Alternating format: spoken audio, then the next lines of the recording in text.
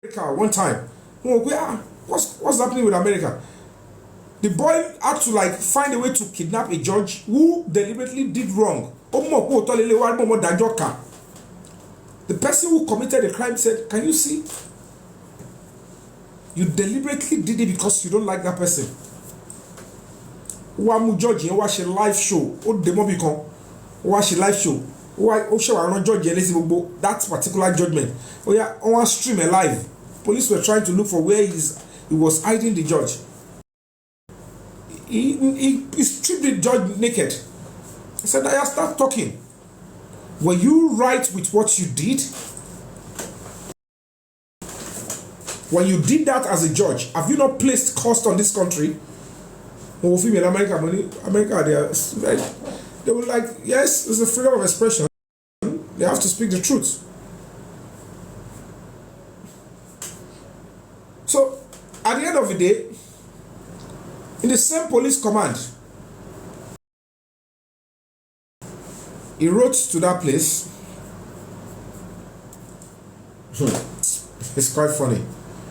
And then the AIG was investigating the case,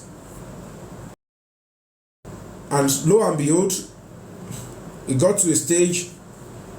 They invited Wumi, they did everything. They realized that they were going to go for her, and then I understand the senior lawyer. You all know the senior lawyer now.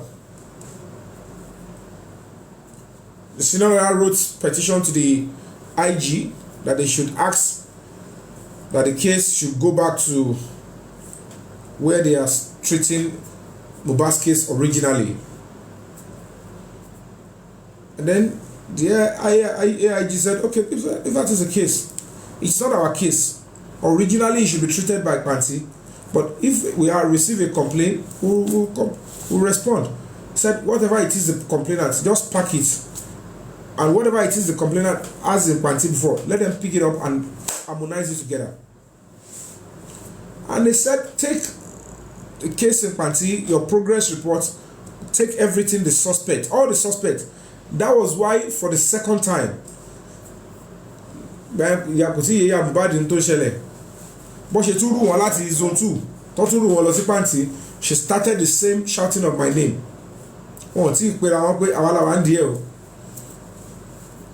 And they took the case. The IG ordered any case, 3 seconds video, mohbad, whatever, go and treat it, take it to Panti.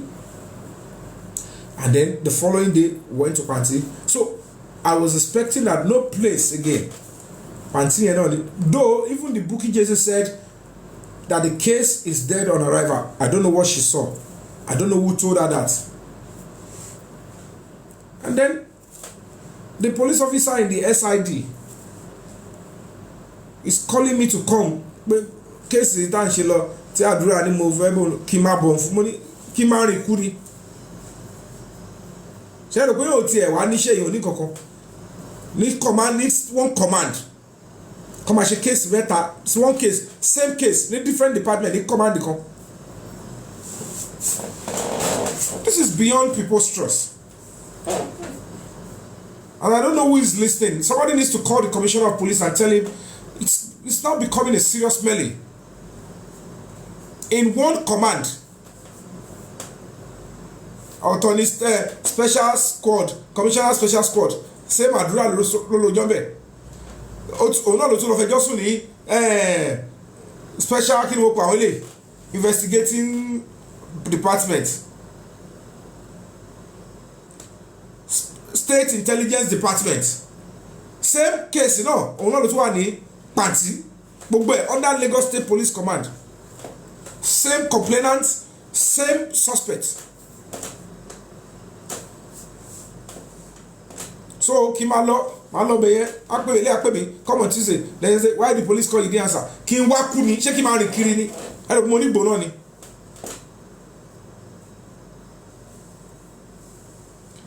So today they were supposed to call us in Panti to know the progress on the case. Instead SIB long pè mí wọ́n super bello. They are supposed to come. láì ṣe pé mò ń bóbìnrin sùn kọ́ọ̀mù síbo tí bá kọ́ọ̀mù tó ń wọ ilé lógbó kọ́ọ̀mù mi wọ́n yìí máa ṣọwọ́ kọ̀ mí sí náà. But look at how terrible things are going. Even the IG gave an order. Nobody is listening. Nobody is listening. 3 departments on one single matter.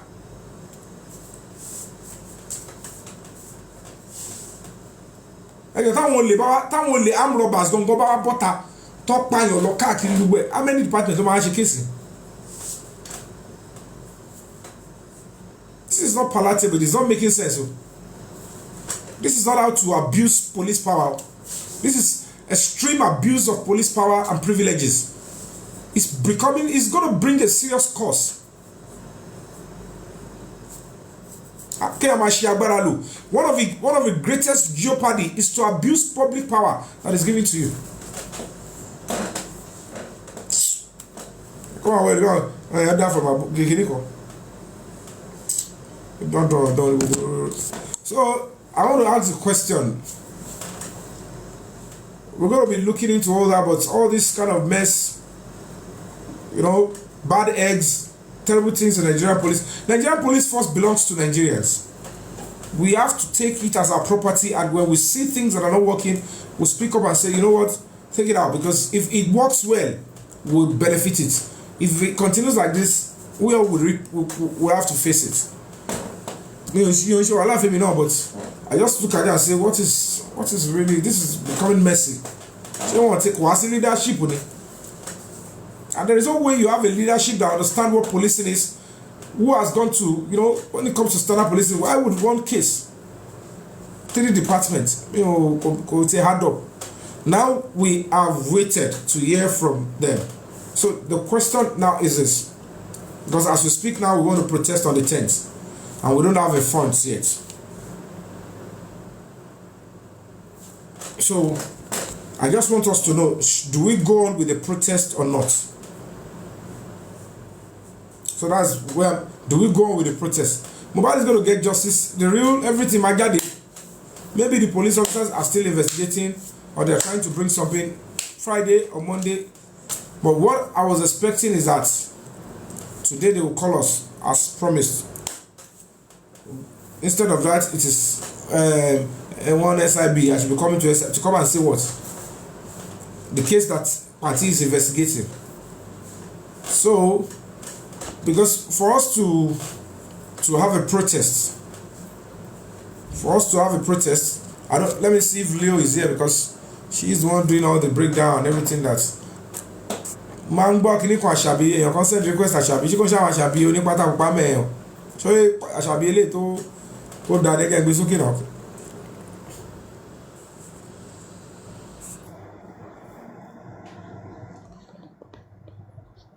Fire Force, ẹ̀yin lè wá ń dá wọn.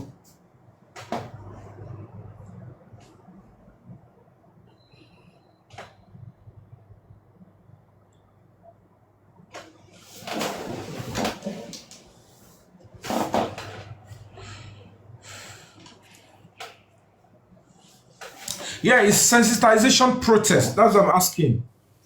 Because we know certainly that with this kind of a situation, with what the likes of Bukky Jesse and the fact that the case was being returned back from the zonal headquarters, where it only back to fight,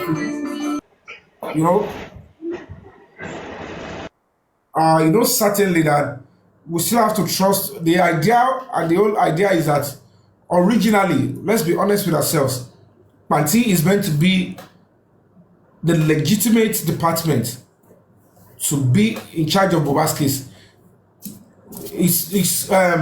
It's non-negotiable. Normally, they are the original owner of the case, and that is the department that is recognized by most institutions that are connected with this Mohbad's case. But of course, it doesn't mean that IG cannot investigate. It doesn't mean AIG cannot investigate, provided it is a higher, office than the Lagos State Police Command they can investigate. Alagbo can investigate.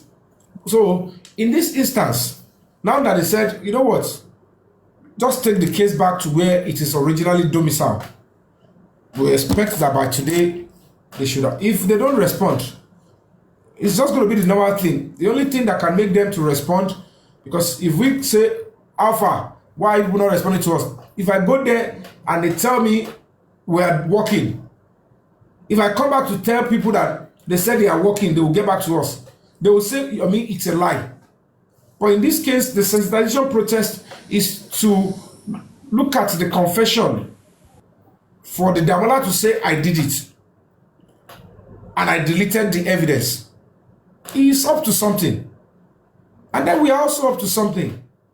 That alone, we want to sensitize and say, this person has come up to say he is ready to face the murder charges. He is ready to face multiple charges based on his actions. So let's see the action of the police. Knowing fully well that if it's going to get to a stage, his family and everybody, he himself will look at the reality of life and say, wow, I'll be facing this kind of charges. I'd rather speak my truth. Because off record, informally, we all know that Damola is lying. But because he was in the house that day, if he keep throwing himself forward to say, I did it, we know why he's trying to do that. And the police will still be the one to prove to him that you might say you did, but we've investigated. We cannot find anything linking you to this act. You're only saying you did it. You can't just come out and say you did it. All the things that made the steps you took to take over Adura's TikTok, we are meant to see it because we've done forensic. It is a lie. Then they will put him in his place. But at least he has committed and tried to obstruct justice. And he will still pay for the crimes as well. So he might enjoy it for a little while, trying to obstruct justice, and it will be noted for him that if you want to obstruct, whatever you are trying to say, make it official. We will do our job, we will do our findings. The moment we realize that you were deceiving us, you are trying to take a fall, you are not the one that actually shattered Mr. Yomi, it was actually Adura. All those things that he has said with his handwriting, he has confessed to, and it turns out to be that they are lies. There are always consequences for that as well. So, so that is it. Now that we didn't hear anything from the police today in Panti, instead we are hearing from the SID. It is important to ask a question, because if we're going to forge ahead, we want to do 3 days sensitization protest. That's what we want to do. We have our black t-shirts like this. Every other person that are coming, we're not doing t-shirt again. Bring your black t-shirt if you have it. If it's not even, just bring any black t-shirt.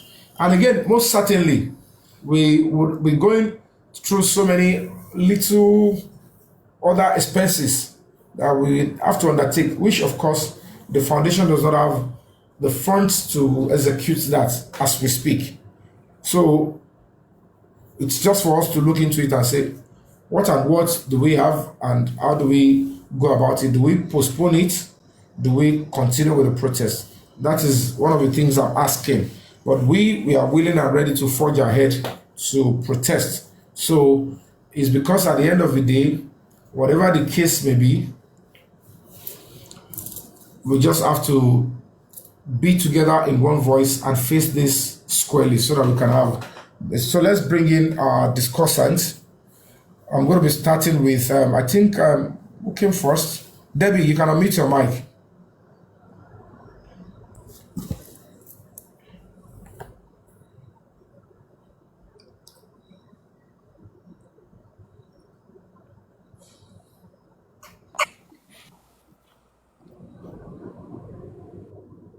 Is Debbie there?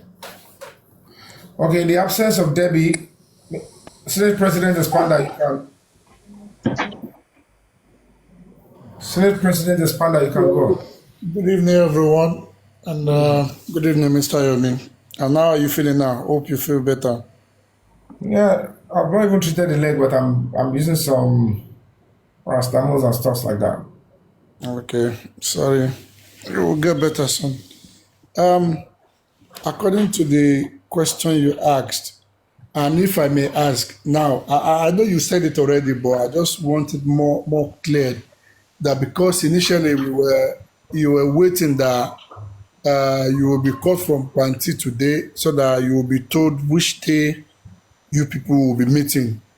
Yeah, and unfortunately, does that happen today or not? No, no, no. And it's actually, you know, I don't want to say, I don't want to be pessimistic because what they said, like I told you guys, they said we should leave the whole festive period. That if the work resumes on Wednesday, then they will swing into action. That hopefully by Friday, they should be able to call us to tell us, okay, we are going to be meeting on so dates. Because as it is, I'm still the complainant. You understand? And like I told you guys, the steps they want to take, they are going to be taking it. But it's one of the few ones that I think I should say is the fact that Zomo and Umi, at a point, will have to be invited in for questioning to corroborate. And of course, we have written already to the Commissioner of Police, to the AIG, and we stated that's the letter you have on our page, on my page. Yeah. Put that there to let them know that we want to do sensitization protests to support what they are doing and to inform them that we now want them to take serious action on the confession made by Damola and the Habib. That he actually, he has a video of how mohbad was pushed by Wunmi Cynthia Aloba and he knocked his head on the floor. Certainly, that would probably be the treatment the nurse actually gave. Because that's what can corroborate the fact that they said there was bleeding profusely. Because we know certainly now that if there's going to be any bleeding profusely, it can't be that little cut. Definitely, it can be that. If bleeding will be profuse, it will start from the moment the cut happened. So was there no treatment? Was it still bleeding?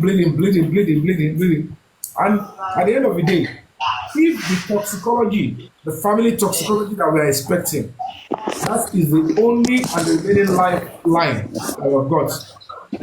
And if it comes out that Mohbad actually died as a result of loss of blood, maybe poison, maybe broken leg, if it turns out to be that, we know certainly that all those things that are being listed, it can be linked to the nurse because the nurse only said, I gave tetanus injection. And if they found tetanus injection in Mohbad's body and they said poison is actually in his body, if they said poison and they said the kind of poison, if it is a kind of poison that can only be administered through food, not through injection, then you cannot pin it on the nurse.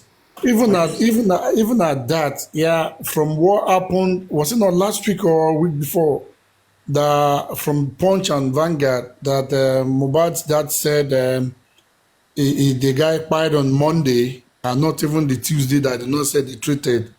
And I hope with that statement on newspaper, national newspaper, I think police should have invited. But the point is this, when you now look at what is happening, if by now no call from the police, I'll wait till Monday.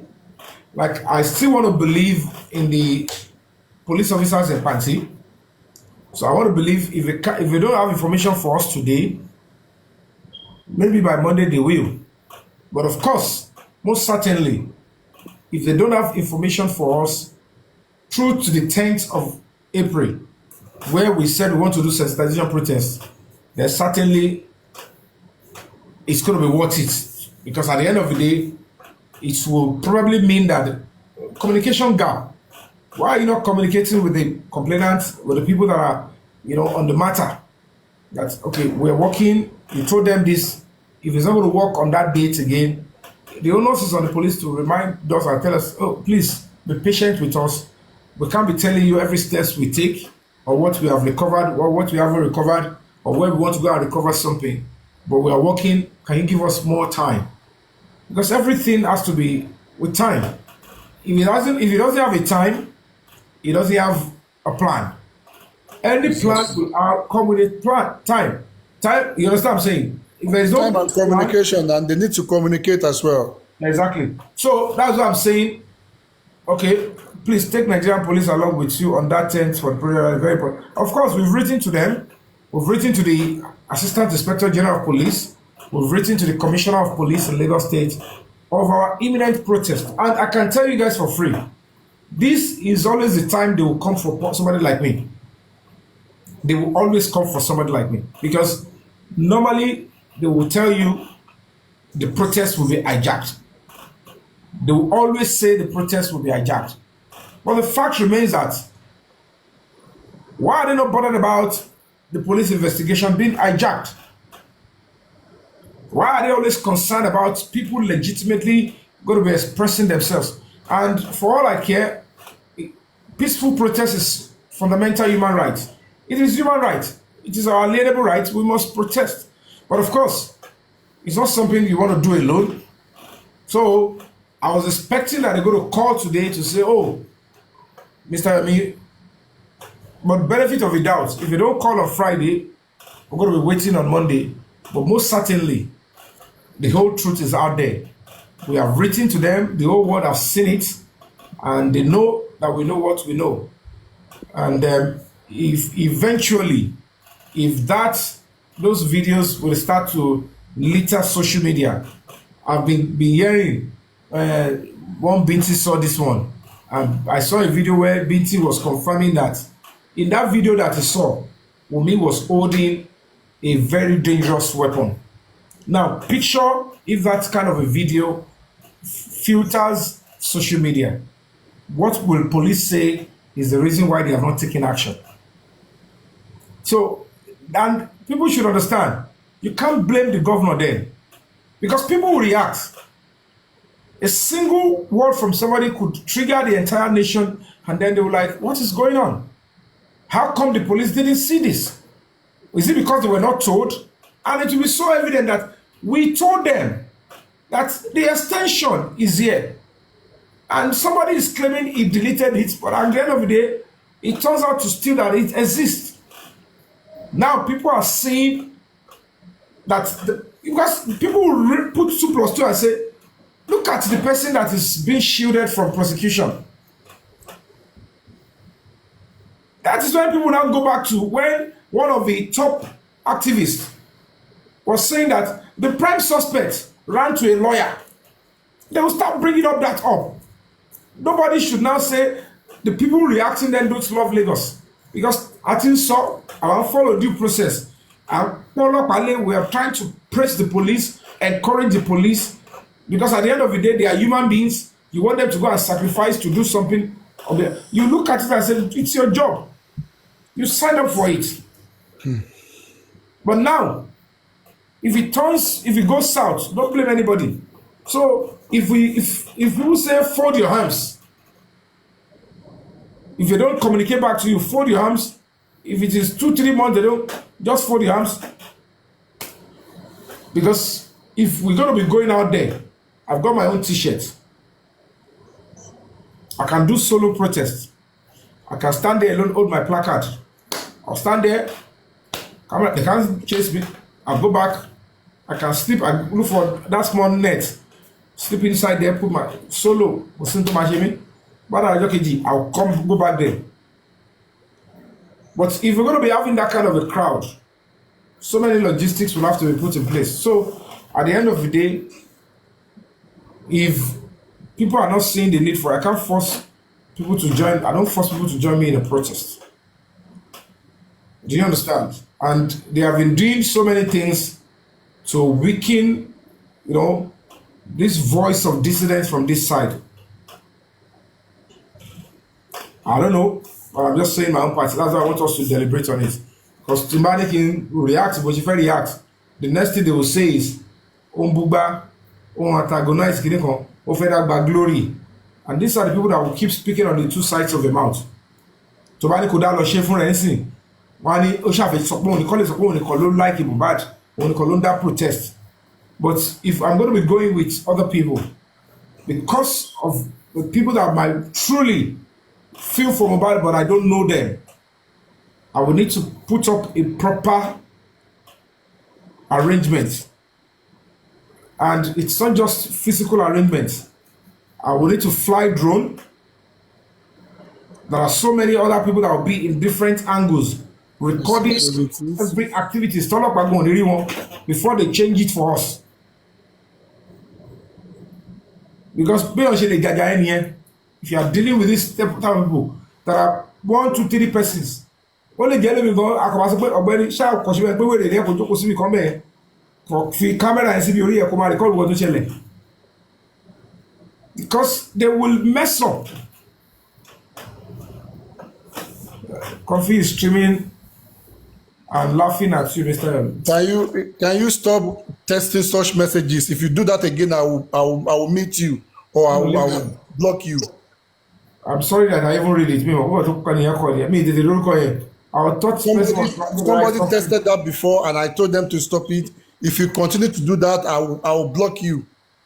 Face your own. Leave them with their own. Simple.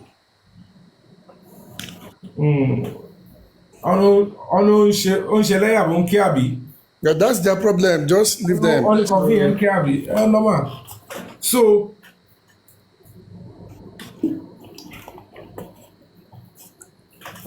So it's quite funny that is where we are now. So I'm just going to be asking Expander, Tunisco, all of you, do we go on with the protest? And how do we go? You understand? Yeah, I think it's what's going on. It's what's going. Shift it forward. Let's see. Let's wait to see other people's contribution. Let's see what they think.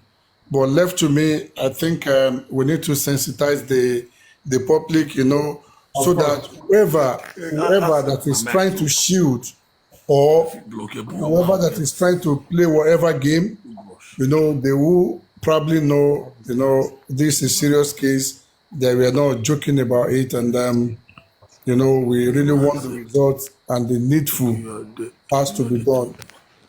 Is that? Okay. Newslink said, "Go on with the protest." Let's have your contribution first. Do we go on, or should we give the police? Normally, she's striking now. Our NLC. One more date, we are going to be going on strike. Tomati will reaction, okay, maybe they needed more time. They'll say, we are giving this warning, and then you understand, they'll shift the date. So, we should go on. Good evening, Mr. Yomi. People in order to go on, okay? Good evening, Senator Expander. Senator Tunisco. Good evening. I'm sorry to come in like that. You want to say something, Senator Expander? No, I'm responding to your greeting. I said good evening. Oh, good evening, sir. Yeah, go on. Mr. Yomi, there is one thing I'm looking at.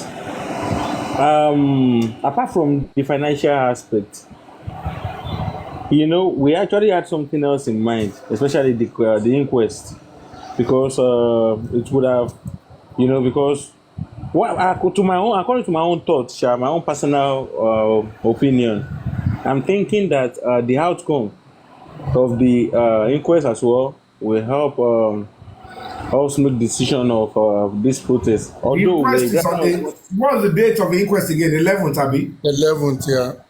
Day after, that's the second day of the protest. Mm-hmm. Yes.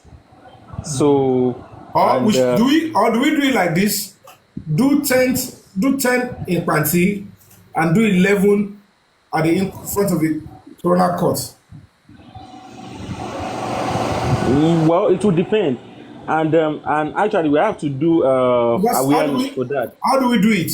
I want to be at the inquest too. Right. You see, and if we have to do it on day of inquest as well, it's going to be tough. It's going to be a tightrope, like a very tight rope. Read what Bimbo is saying. Bimbo is responding to you. One Bimbo is saying exactly Fire Force after Corona, then you can. Okay, that's another opinion. Okay, no protest at the inquest. Okay. So that's what I'm just thinking. We should put this protest. Maybe we will get something tangible from the inquest perhaps. Is the inquest rounding up on the 15th? We can never be so sure how the inquest, these things they take time. That's just the truth about it. When are they reading the toxicology? Yeah, the only lifeline to for a while. I think that's the next sitting. That's the next inquest. I think they're doing that on the next It should be, because they should have done that earlier, but kept on postponing due to one reason or the other. But this coming 11th, they should, but we wouldn't know what may happen again. So everybody is saying we should wait after the inquest. is it like this? What I'm gonna say, why they didn't call today. If they were going to call us maybe on Monday or Tuesday, what if they now fix a meeting to that on the 10th that we should come and how do we want to do it? That's what we are going to do now. Mr. Yomi, do you know, one thing is this, it will give us enough time to be able to raise funds. You understand? Now we have to do public awareness to our supporters, to the real ones who knows what Mr. Yomi is really doing, the Great Science Foundation is really doing. Then by then we should be able to raise enough funds that will be able, because if you are going to do something like that, Mr. Yomi, these things, it takes money. We need money, and I overheard Leo, with the committee. I overheard the discussion they were having, the breakdown of the expenses. I'm like, people think all these things come cheap, and it doesn't. No, the point is this: only omi tó bá mọ́ wọn lọ́rẹ́ lásì kò sí ohun tí ó fẹ́ wá ń di kíní ẹ̀ tí agbára àwọn public kò lè gbé àgbájọwọ́ la fi sọ̀yà. But the fact remains that we're looking at what party police is doing, because as we speak now, that they didn't call today doesn't mean they are not doing anything, and it could be an ambush. We have to be very tactical. I'm being honest here, that now that the case is with us, we are working. You didn't hear from us on Friday and you put up protests. Do you understand what I'm saying? Maybe we should wait for Monday, or what do you guys think? And then, since we have an inquest on Friday, Abi 11th, like somebody suggested, we should just look for a date. That means tabatet wari result in inquest go. Otule help our placards were, because if the toxicology comes out and say, yes, you understand. Yes. Neck was broken. Because is as an official, you understand what I'm saying? It's huge. Somebody go poison mohbad another angle. Do you understand what I'm trying to say? Yeah. If you say he died as part of loss of blood, another angle. Totu Majeki, that protest area. And then, because if by now, the point is this, I'll put conflict conditions you got that allow money. But she case Larry Omodia, the Moshe Tikinimbi, non could Jackie come out to add and ask that people should support. So nobody knew whether we needed something or not. So when I look at the short period of time to start raising funds, oh my dear. You understand? So maybe as people suggested, don't know what week we ladder with a minimum to Shilano and not to come out. Tatijo agree let's come out and raise funds for the protest. I confess let me just go and rest and the protest Leo protest is because of the message of the second video. I don't understand that, but let's hear more people, let's hear more views, because we must very flexible. You understand? Let's Abi, what do you think? Ben Cash, are you there? But if you guys say we should move on, I'm ready. Any protest, I'm ready. Many cafes, I'm ready. If you ask me, I want the protest to go on the 10th. Because I don't like changing dates.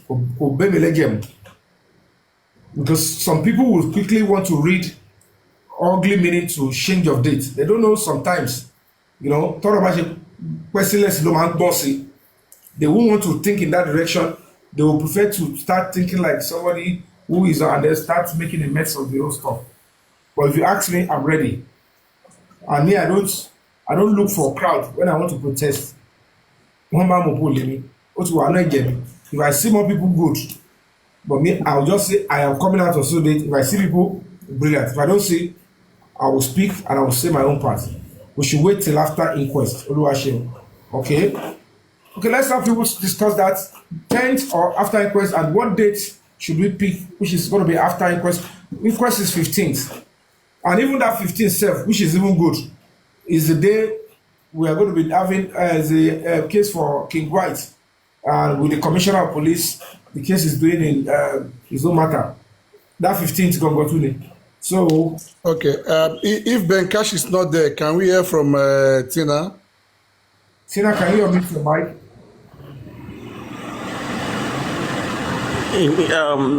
Senator Expander, Yeah. do you know what I'm thinking? What I'm thinking is this. You see, maybe we actually need a budget. Mr. Yomi need to, so that people will be able to know, they like a rough estimation of what will be needed for, so that people will know. Leonie, I don't know why she's not coming up. You guys are doing the whole account. I don't know. She's having meetings with some people, Onile and all of that.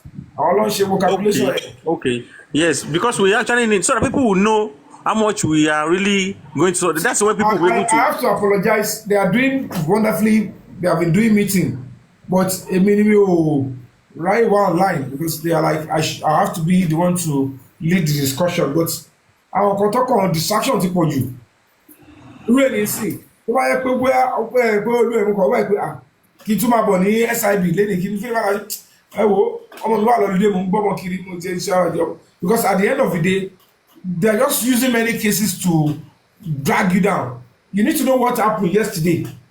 Ẹ wo ló àná yẹn sì láàrin ọmọdé ayẹn ó bẹ̀rẹ̀ sí sákiri mo kàn ń wòlé láti jẹta tó ti ṣe gbogbo wòlé mọ̀ ẹ̀ òmùrọ̀ burúkú lọ pamọ́ against mi ní alágbọ̀n. The first time I was there, you didn't come. They called me the second time I was there. And I'm like, I'm not going to be Oliba. You can't write petition against me and you lie. And they now say, oh yeah, you guys, you are settled. I know they take that kind settled. You have to switch it over and charge him for the crimes he has committed. Unfortunately, don't do me. So the police officers from Zone 2, they came in, they wanted to arrest him.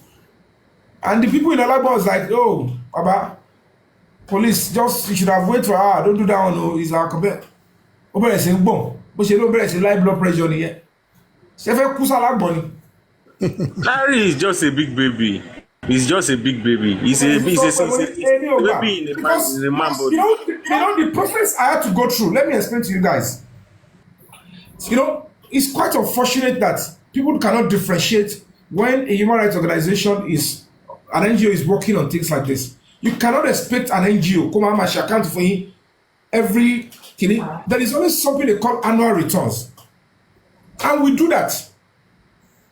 That is how an NGO operates. Anything to have an NGO or if you call for it privately, even if you go to the website, you can find it there. If you don't upload your annual return, ló máa gbé inactive sí NGO tó bá ti wà registered. Because NGOs don't make profit. But if it is a business company, limited liability company, business name, tó bá ti jẹ́ pé o ti fi annual tax return, which is a criminal offense. Ìyẹn ni pé gbèsè ló máa gbé inactive wá, and that means you are owing because you are making profit. But NGOs don't make profit. The only thing tí NGO gbọ́dọ̀ ṣe ni pé gbogbo owó tẹ́ bá make bẹ́ẹ̀ ṣe make owó yẹn ibi tó owó yẹn ti wá ẹ gbọ́dọ̀ ẹ máa yọ̀nà ẹ̀ síta. The public must see. But you cannot do that every month, every show you must do it through your accountant yearly. And then you upload on CST portal. But if you have it in your file, talk about upload, no problem. But if you don't upload, it will be showing inactive. That year CAC have not received your return. But if you upload, but if you are late to upload, you pay penalty and then you upload. It's just you doing it by yourself. And then you pay. When you pay, they will send you your receipt and everything. So, and then you went to write those junks. And I had to pack everything. I said, and you, the Larry Omodia Injustice Reform Clinic, is fake. Oh, and you're already using the name to engage the public. You've used the name to go to court. You've used the name to instruct the police, AIG, IG. You've used the name to do many things. What if that particular name has been approved to somebody else that has nothing to do with you? The truth is, Madi. So, one so go heaven, one so any beef against me. Because call me, you started with my letter, my petition to party. You rubbished it. You did this. You did that. You see, Osakiri. So if it's a competition, don't see. And when you okay, this man did not show up. You are not sending long testimony that your high blood pressure is high. O ṣe tún wá ń sá lọ, o tún gbọ́dọ̀ kọ́ọ̀tì lọ, kọ́ máa ṣe kọ́ máa jẹ́ kọ́ arrest ẹ̀, mo ní nígbàjú ta náà nílò arrest kiri. O ṣe kọ́ lẹ́tà, o ṣe ẹ worú àwọn olè yẹn. They invited you in zone 2, you didn't go there. After about 20 days, you went to Alabon. You lied, Yomi Fabiyi put voice of Gideon. Mo ní ta ló ń tọ́ gbóyin. Mo ní bẹ̀rẹ̀ kẹ̀tẹ̀, orí tí inú ilé ọ́fíìsì Gideon wà bẹ́ẹ̀, á pe ọlọ́pàá. Ẹni tó rìkọ́dù àtẹ̀yìntẹ́ rìkọ́dù iléeṣẹ́ rìkọ́dù pọ́nbọ́lọ́pàá sọ̀rọ̀. Leo, just sorry. Would never. Let me educate you. No, you have right to record public servants in the course of their duty. Even though off duty, you still have right to record if he's still employed under the government. Because, but most important thing is don't interfere. Don't block the activities. You have right to record the activities of public servants. And if the police officer, the soldier, if they are not doing anything criminal, they won't be bothered that I am doing lawful job. So recording me is for your good because so you might want to document what they are using your tax for. It is your right. Money now you are writing, even if money, why even let me to play the voice of the police? Because people like you were telling me I was lying. There is no police activity. I'm just pressing the police. It's a lie. Police are not doing anything. How will I even prove to you that the police are working? And I know what we discuss will not harm the police, will not bring disrepute to the police. And I showed it to you, and you lied. Now, I'm sorry to say, tí Larry yóò bá lọ sẹ́wọ̀n bóyá ọba rìn sí.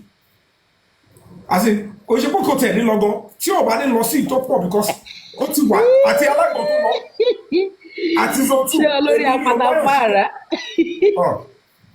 ó ti sápò ìwà yìí sí òun ló gbé kéèsì lọ́bẹ̀ àná kò yọjú ó bá ń sọ fún ọ pé òun náà commissioner of police yẹn bàtàmàdé bẹ́ẹ̀ ó ní why will you have high blood pressure you brought case here you were here yesterday but ó tó lórí pé ní ìjẹta àwọn ọlọ́pàá zone 2 fẹ́ gbé òun ó dẹ̀ ti mọ̀ pé àwọn tó ní kò wá ní eléyìí kọ́ yanjú ẹ̀ pẹ̀lú èmi ní you must finish my own case with this guy. Ẹ parí kéèsì tèmi ó lè wọ́n kó máa bọ́ta àwọn ta tí mo po ti wà ń ta tó wà lóde bí o ṣe wà lánàá nìyẹn gbogbo wàhálà yẹn ni mo ṣe kí n ṣe tó wá lọ play ball lọ́wọ́ sàn gbogbo wàhálà tí mo fi lórí justice ọ̀gbà.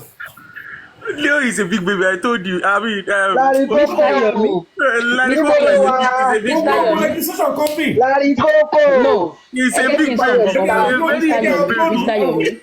Ẹgbẹ́ bá yọ upload wèrè. Mr. Yomi. ẹjọ́ àgbẹ̀kọ̀ ẹ̀ síta Mr. Yomi ẹ fún God protection láyè kó pè kó bá yín palo kó bá yín. mo ń bọ̀ kí akọ́bẹ̀ gbélé sí kìíní ẹ̀sán bẹ́ẹ̀ bíi kẹwàá wo rọ́dọ̀rọ̀dọ̀ tó sẹ́ndì. God protection are you ready? Larry olórí apata. mo ń bọ̀ o. I don't mean evil to anybody but kò sí bóyá fẹ́ yìí. a máa polówó ẹ̀ jáde ẹgbẹ́ God protection a máa yẹ polówó ẹ̀. eléyìí ó kọ sí AIG. We are a registered and approved. God protection are you ready? I'm ready, Mr. to this school. I trust Ìtàkọ́ ni you. mo wà, áńgẹ́lì I trust. eléèbú là wà, àtọ̀run la I ti gbà, trust you. I trust you. áńgẹ́lì là wà. Ẹ má pè ní larikókò mọ́, torí ẹni tó jẹ́ ká ń pè ní larikókò ẹnìyẹn náà padà jẹ́ iṣu ẹ̀yìn òróró frying pan. So a máa change orúkọ Larry sí Larry apatapára. Ìyá ìta parapara. Ìyẹn tún lọ. ẹ wá rí n tó lọ kọ máa bá yín gbé síbẹ̀ kà á sí fúnra yín kò ní ẹ wá kọ́kù ẹ̀ lórí CAC kò sí registration ẹ wọ kẹwé ìrora ẹ lọ sẹ́wọ̀n serious forgery OBT pé màá tó dáwọ́ fún o tó fi lóhùn wò pé èṣù ló ṣọmọ àgùntàn tó dúró tó wò kòkò lójú.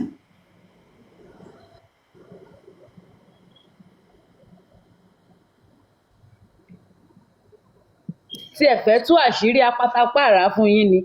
Kò sí kankan tó ṣe apatapára o.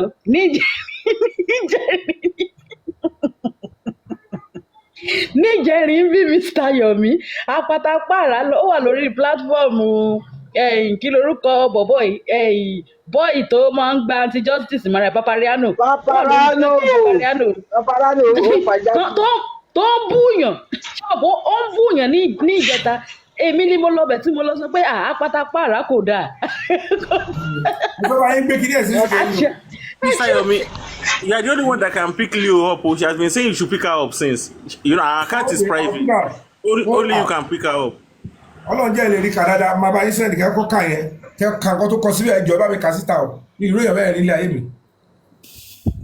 Ẹ send ẹ̀ sí Mr. Tunde then àwa máa gbé àwa máa analyze ẹ̀ ṣe get ẹ send ẹ̀ sí Mr. Tunde school.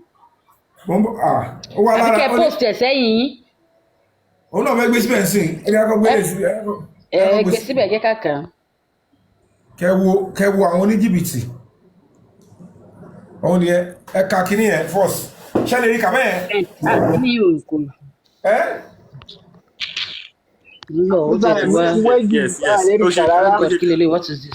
Petition against Damilare Ibrahim Kole Osho, aka King White, for conduct likely to cause breach of peace and criminal defamation of and slander. Ibi tí Larikoko lè fẹ́ gbé wá.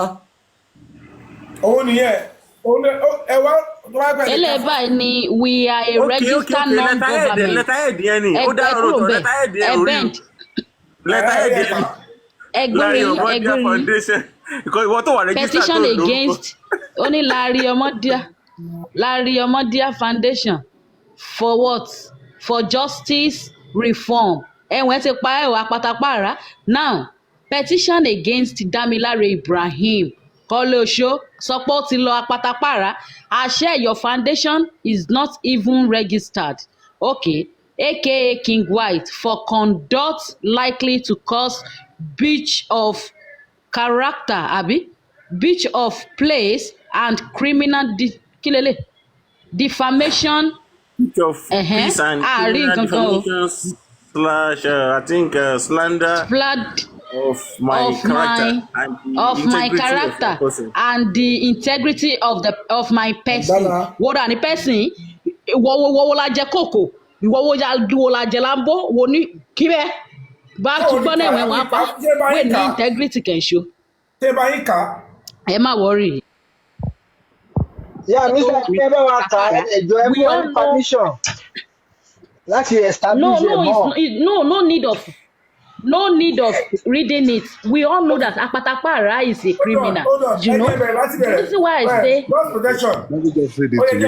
You can see it clearly from here. The above subject and our petition of 2nd January 2025 refers, please. We are a registered non-governmental organization, NGO, duly registered and incorporated under the Corporate and Allied Matters Act 2020 as amended of number 2 Dada Asala Road off Obasanjo Farm, Ota, Ogun State. And it is our resolution that will make the formal petition to your office as follows. You cannot, the point is this now, it said they were duly registered and incorporated. Now, LOC, Mr. Yomi, orí CAC Mr. Yomi, Mr. Yomi, ẹ gbé Leo sókè, ó ti sorry ṣe kí n látẹ̀ nǹkan. ẹ má bínú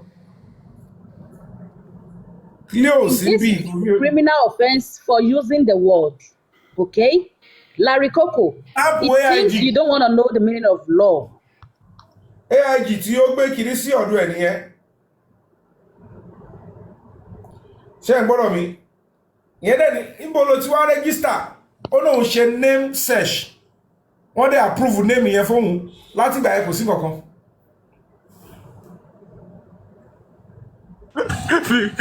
Do you know the definition of that? It's just like I want to open a website and I want to make it www.firefox.com, and from there I'll be using the name Firefox to represent devices and file you. And you know the funniest thing, he has been using this name and he has filed a lot of petitions under that same name. I don't understand what this guy is doing. Yes. What are you telling me? Number one, èmi ọ̀nà invitation yín ẹni kò máa ọ̀nà ti AIG ọ̀nà àwọn sọ bẹ́ẹ̀ mo nílẹ̀ kejì èèyàn tó lọ sí police academy ó lọ gba form kó fẹ́ dọlọ́pàá kò dọlọ́pàá o kò lọ sí police academy o wọn ò sọ di ọlọ́pàá o ó wá lóun wá òun fẹ́ scrutinize ntí a superintendent of police ń ṣe ó wá gbé superintendent of police ó wá gbé lọ síwájú commissioner of police wọ́n wá ní are you a police officer ní I obtain form I want to become a police officer, but they have not approved me. So, and this man is not a good police officer. And he's acting like a police officer already. Straight to jail.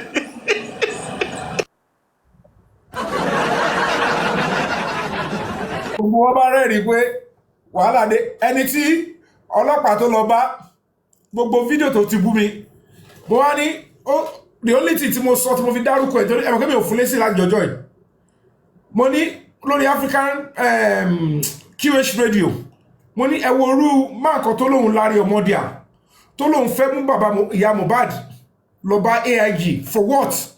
To go and obstruct justice or what? They should not allow bad police officers to killing ọba ní mo defame òun ọlọ́pàá sọ mẹ́ pé that's not defamation. How are you defamed? What's defamation? Do you know many of them? So if that's the only thing why you wrote petition against this man, kó padà wá ní àná so that they can round it up. Then, ultimately, naturally, kò sí bó ṣe fẹ́ rí, they want to say, don't forget that they are waiting for you outside. You need to go and answer to your call as zone 2. Wèrè fẹsẹ̀fẹ́ kò wá. Gbogbo wàhálà ni mo kọ́kọ́ ṣe. Then I went back to zone 2. Then we went to Panti's area to go and do survey yesterday. Gbogbo bí ta fẹ́ lò. You know, Arifa, myself, Arifa and Leo. Alo bí ta fẹ́ lò. Imbo la máa sùn. Ibi ta máa ti máa tọ́ candle, ta máa ti tọ́ gbogbo náà wá. Àti gbogbo àdúgbò. Speak to the boys there. I'm trying to pick her up. She's not. Leo, where are you? Bring me up. I didn't see you. Okay, So gbogbo yẹn la ṣe lánàá tó fi rẹ̀ mí. Ẹjẹ́ tún gbé kíní ẹ̀sì bí kẹrí o. Mo fẹ́ gbé títí ẹ ti rí àbí ẹ wá wo títí ó wá lọ sí kóòtù pé kó má jẹ́ kó arrest òun. What happened? Leo tún ti drop. Leo máa padà wá sókè ẹ jẹ́ ká tẹ̀ ọkọ̀ wo ilé. Ó ṣe wá lọ sí this Larry ọmọdé ó ṣe wá lọ pé kó má jẹ́ kó arrest òun o. Ó lọ oyè yín kò tí ì gba injunction o. Ó tún ti send the copies wọ́n pé òun ti lọ file ní police station ká má jẹ́ kó arrest àwọn yẹn pé àtàlágbọ̀n àti kí ní òwe ó tí ìyanjú ọ̀rọ̀ ó tí ẹ̀mọ́ bí máa lọ sọ́ta rẹ̀ ó tún lọ kóòtù pé ká má jẹ́ kó arrest yẹ. Are you going to tell them not to do their job? And even before your even into color yẹn FHR, fundamental human rights, is still an application. If it is not yet ruled upon, police still have right to arrest you. One sakabakabaka kiri.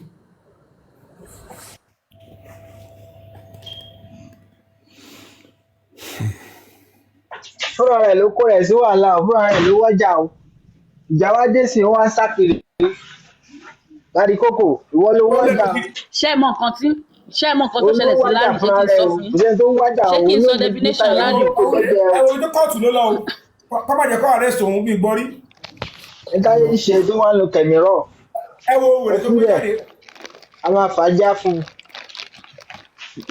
A máa fàájà. Ó máa ń wá sórí Paparano platform dáadáa.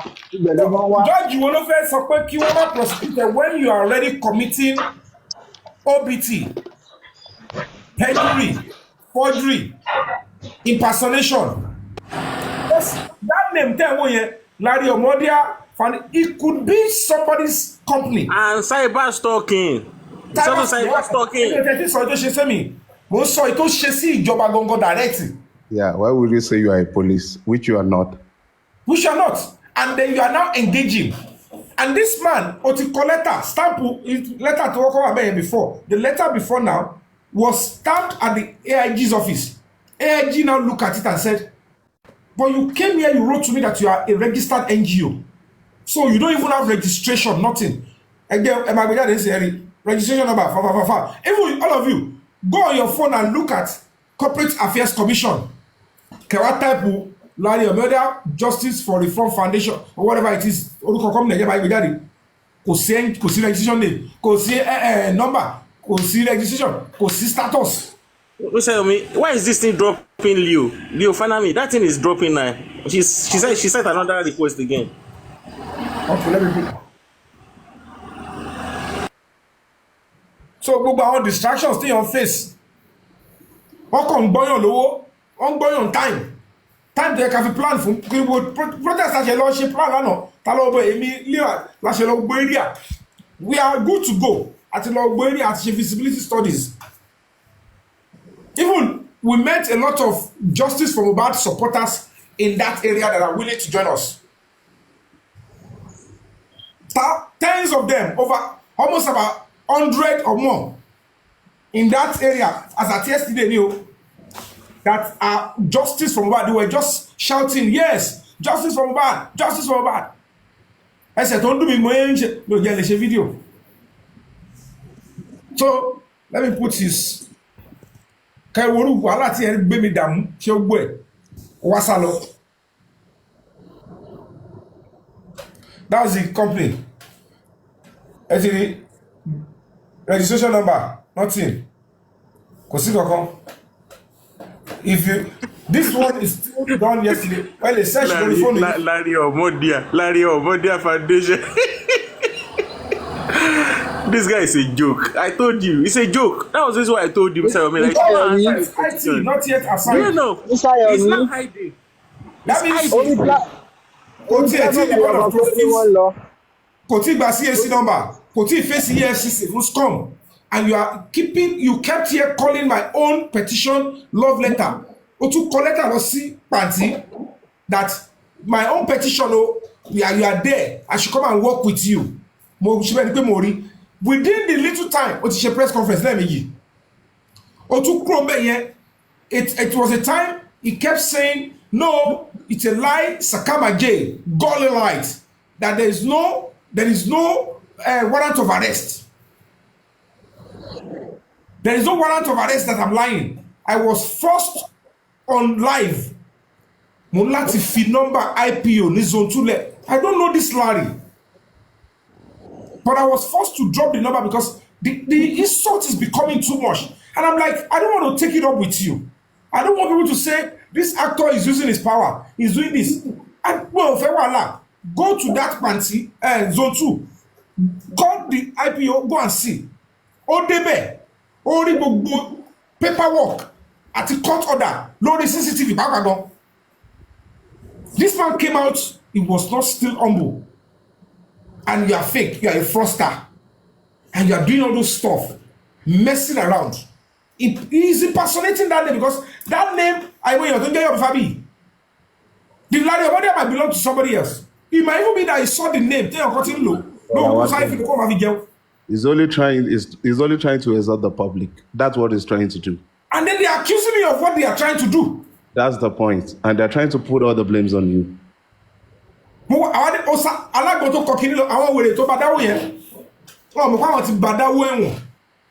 Whoever contributed to him, èmi kọ́ intermediate sọ fún Ọlálágbọ̀n ni pé mo ní mi ò kí ń gbà o mo ṣe kó gbogbo dọ́kúmẹ́ǹtì. In fact mo tún send mi sí àwọn ọlọ́pàá yẹn lẹ́ni lórí fóònù pé I can't be going on social media and say this is my NGO, this is our startup.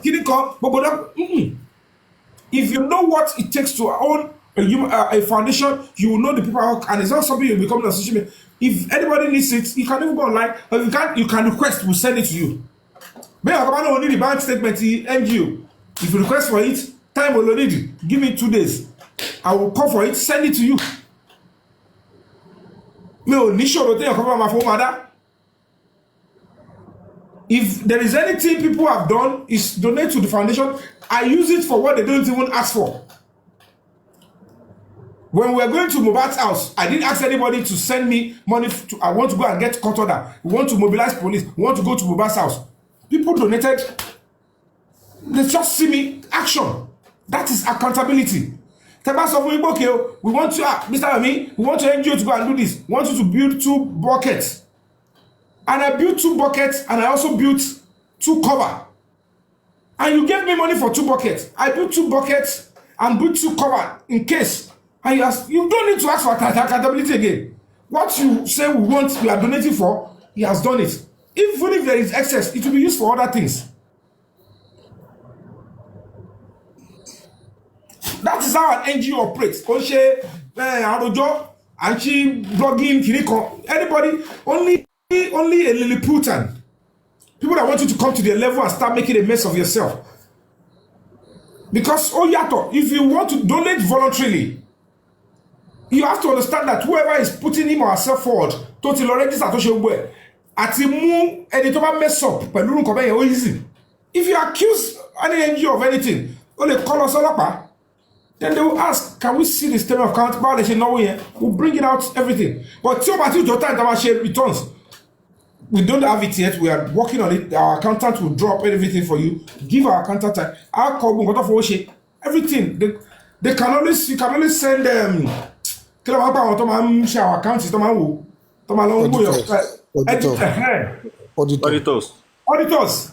That's how you request accountability. Not you be going on platform on social media. They must come and tell us, and then that's how you want to know. How do you expect a credible? Because an NGO is just like break the silence. Is just like okay, every other NGO, Red Cross, Red Cross, donate for Red Cross, the platform. It's absurdity. Respect. And that's why I find it very reluctant sometimes to say, oh yeah, I believe NGO I donate them voluntarily. When this Mr. Labi is doing something,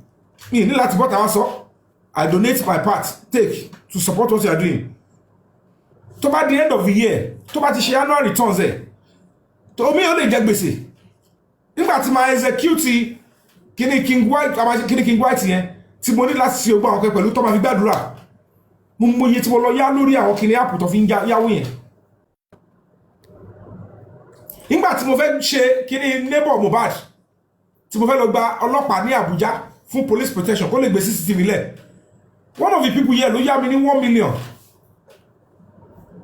tó wà ń bì ló yá mi ní 1 million naira because I can't come public and say mo fẹ́ lọ dáwọ́ fún mi o mo fẹ́ lọ gba police protection fún neighbor Mohbad ó máa fail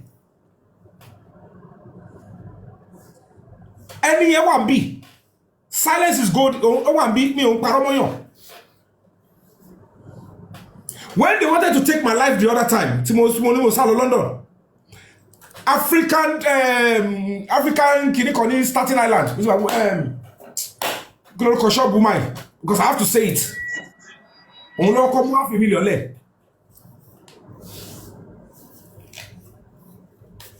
So most of the things is non-profit organization. Tó bá fẹ́ execute our project bí tó bá ti sọ pé fẹ́ ṣe tó bá ti fi report ẹ̀ tó ti ṣe lọ tó bá jẹ́ ó máa lọ jẹ gbèsè ó máa jẹ gbèsè as the leader ó máa execute it tó bá fẹ́ pé I must execute it.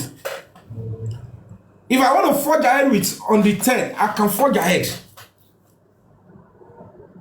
Màá kọ́ mention nígbà bá ti wà ń bẹ̀ tí mo ti wà ń bẹ̀ tí mo ti ṣe protest mi gbàtẹ́wà kó nǹkan fún mi mo wà ń bẹ̀ mo dúró síbẹ̀ mo gbé placard tèmi mo lè ṣe placard tèmi nìkan and I will do the protest kí ló yẹ káwọn èèyàn síbẹ̀ ṣé màá lọ máa jí wọn lé pẹ́ káàrẹ̀ wá rọ̀gì ni tó bá sọ̀rọ̀ crowd control gbogbo ẹ̀ àwọn yẹn ò ṣe máa sọ síta. You can't be saying that on this place. This is what we want to use the money for. You can't be saying that. Yeah. So people should know the difference. The only thing tó fi jẹ́ kí ní ìwọ ni pé kálẹ̀ mi mọ̀ pé bó ṣe máa rí rèé ni àti bẹ̀rẹ̀ ẹni bá ti fèsì ẹ̀ head on káwọn Ìyábọ̀ Òjó tó wọlé yẹn tàti pariwo justice for Mohbad nígbà yẹn àwọn Ìyábọ̀ Òjó àwọn tó ń tó àwọn kìíní kan Bukky kan tó wọnú justice for Mohbad mo ti jáde nígbà yẹn mo ti fèsì ẹ̀ head on kò sẹ́ni tó máa sọ pé kí wá ṣe. In fact gbogbo àwọn tó ń lo agbára tó fi wá wọ báyìí pé the whole story tó dẹ̀ tà tó fi jẹ́ kó wọ́n báyìí ni pé they stage a story against the baba. Pé baba yẹn ló ṣe kò ṣe I believe pé it's I believe wọ́n ti demonize baba yẹn.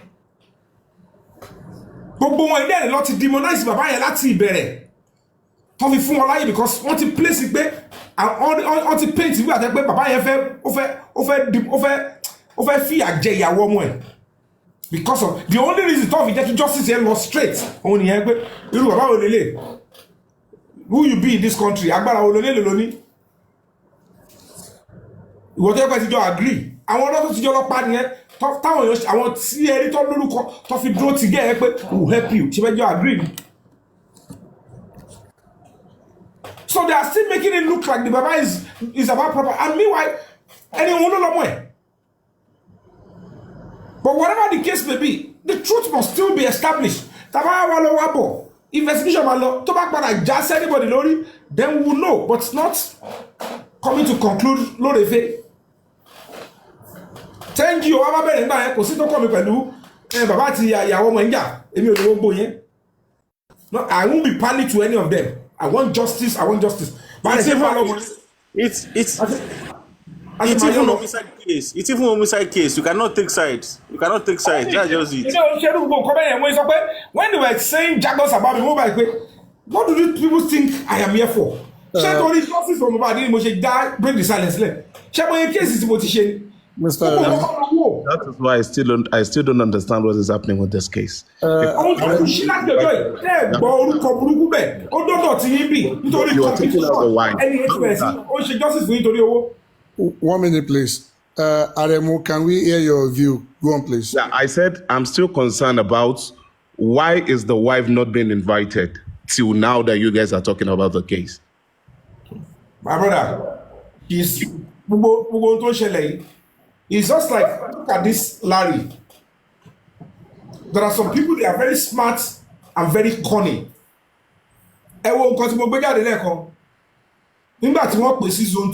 Zone 2. Let me tell you his sequence. Sick. But by that time, Kolo letter A Kolo Larry Omodia Foundation for he used plain paper. And when he could not show up, I got to a stage. He started sending pictures and video of him on sickbed. Drip lele. Don't address the Olopakwe. You can see I'm actually in the hospital. I'm dying. I saw a missed call. I can't pick up. Shut up, Amani. Talk about the TV or me. It is the law. It is only anybody that is medically fit can face charges or can answer questions. Allow him. Conju. He now got to a stage, baby. Kilo shele. Aṣẹ́wó gba yẹn. Wọ́n dáwọ́ ẹ̀wọ̀n fún pé bó ṣe máa lo ẹ̀wọ̀n bì kan tó fi sáré alágbọ̀n. Ìgbà tó máa yá àrí pé ó ti lọ sálágbọ̀n. Àwọn ọlọ́pàá sọ pé this man is smart. You want to these people ọmọ wẹ́n ń dodge law. By the time before he went to Alagbon, he had already written to the IIG again, saying that they should stay action, call Borishishi, or call Boiwe, AIG, Tobatiri, by military and city department, and investigate Cheney is also talk. Who pass it on it? Look at what this man is saying again. Money a feel leg. Tobaya Bobo Kini, my expire. Bobo, Olori Bobo, when are you coming to honor the invitation? Tomato stage come. Where is your registration? Why did you write to the AIG? Why did you go to court with Baba Mohbad that your foundation is registered? You even won a case with a fake NGO. Money gbogbo elema po petition, you can counter sue. Petition over petition, they keep looking for a way. You know, one joke was okay, mama town you. Bí àwọn kìíní kan tẹ́mì yẹn bó ṣe tan King White yẹn bó ṣe wà ń sìn bó ṣe lẹ̀pa yẹn ló máa ṣe rí bàbá uniform ẹ̀ tó lẹ̀pa kó lè yé. Now, at the end of the day, see, or to commit a serious, grievous offense, not to me, to the government, to establish, let that to cause 1 year. What did you cover for you are registered and incorporated?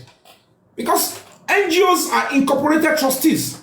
It's not just an ordinary stuff. Now, watching it, thinking that I am in that league of I want them to call fake petition without evidence. Let me write my own statement. They are all lies. But please, he who asserts must prove. All these things he wrote against me, where are his backings? The few ones that I know that he might not have the backing, he is trying to criminalize inactive on a registered NGO, to the only registration number. Lori Porter CSC is now writing that it is a criminal stuff that you should investigate it. Kò wo pé kí ló fà tí NGO everywhere inactive. Mo nígbà tí ò ní kan rí that the only reason why you find inactive is because I am yet to upload. And even Porter CSC to buy upload, it might take a week, 2 weeks, or 3 weeks to readjust. That being said, it is just within me, just like came out, come out of school, see, come out some membership, come out renew membership, or stuff like that. But so it doesn't stop you from being who you are. But now you came forward and you suggested I have committed a crime because there is inactive. You will the wasim because registered 150 front. Money, you don't know the meaning of inactive for an NGO.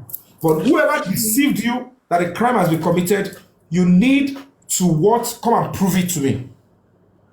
Wọ́n wá pè pé òkè ń sìn kó padà wá bó ṣe ń gbọ̀n tó yọ fóòmù lẹ́nu bó ṣe pa àwọn ọlọ́pàá wà ń ta. I don't mean anything against this Yomi. I have never said I don't want peace. I just want him to know that we shall meant to be working together. But we don't so I don't be I can't work with a fraudster. Ọ̀dà ìpè irú èmi sì ṣe rẹ́gísítà kìíní kí máa lọ ṣiṣẹ́ pẹ̀lú Amnesty kí máa ṣiṣẹ́ pẹ̀lú Red Cross kí máa wọ fake NGO ní káwọn máa ṣiṣẹ́ pẹ̀lú. Why would I work with you? You work on the case. You work on the 1 send 3 seconds. Our 1 send 3 seconds. You go. One she in that alarm. One lang paroni. One love letter the petition. One more that alone. Come out to us want to get fake. Now he's on the run.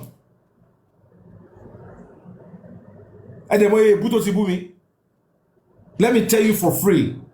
African TV. Ogbeyomi Fabi. Money bitimo law. I will give you bail on self-recognition because we don't know whether this man got to call him or approve it. It's all right. I'll come back. Please encourage him to come. Yeah, prove everything you said.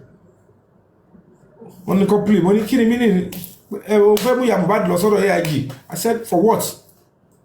Is that why you wrote about 6 to 7 lies? What is defamation here? Until the commissioner in that Alagbo said, that is not even defamation. Involved. Uncle player for this is not defamation. And who is involved? Yomi Fabi. Are you the one saying money? Call your colony pay a minimum sorrow. Only what did I tell you? You say it's not defamation. It's not defamation. Mr. Yomi, I asked you a question the other time. Like, why has women been invited? The question on police station. I understand you, but I'm just trying to. Okay. They were meant to when you donate money for me, we use it judiciously. Police in zone 2, they've tracked her down. There is about 2 coroner inquests. Police were there. She didn't come. Do you know how many police that were there on standby? What is she working the phone? Why they be tracking? even to pick somebody to only, and immediately no, bẹ́ẹ̀ ni lawyer and collector, bẹ́ẹ̀ ni oṣù kìíní, it's terrible. Then she began all the media talk. And before we know it, a senior lawyer will now wrote to the IG that, oh, the two officers don't investigate Guinea, but want to be bribe away that I'm using them wrongfully. How? When they were about to close down on this, because once they will get out one way or the other. And the next thing, they actually wrote that the best thing is that the case should go back to the original people that are treating Mohbad's case. That is where they can get fair stuff. We need to go to the details, Mr. Yomi. The simple answer is this, Mr. Aremo. I will tell you this, and I will tell you. You see, Wumi is now a fugitive. I said it from the beginning. If she is so clear and so confident of herself, she was invited. Yeah, she knows she was invited. Everyone else was, every other person was arrested. They went there and they wrote their statement and they went back home. They didn't jail them. But it's to tell you that she has a skeleton in her cupboard. That's why she's not responding. And that's why she has been running her task skater. I think that answers your question. Straightforward. Nigeria, if we continue like this, the party that they said the case should go back to, it has gone back there. I am not ruling out the fact that if we rest on our horse, that we won't get the same, because the lady Buki had already said the case is dead on arrival. And you cannot say everything she says is a lie. She might be getting, relevant information. What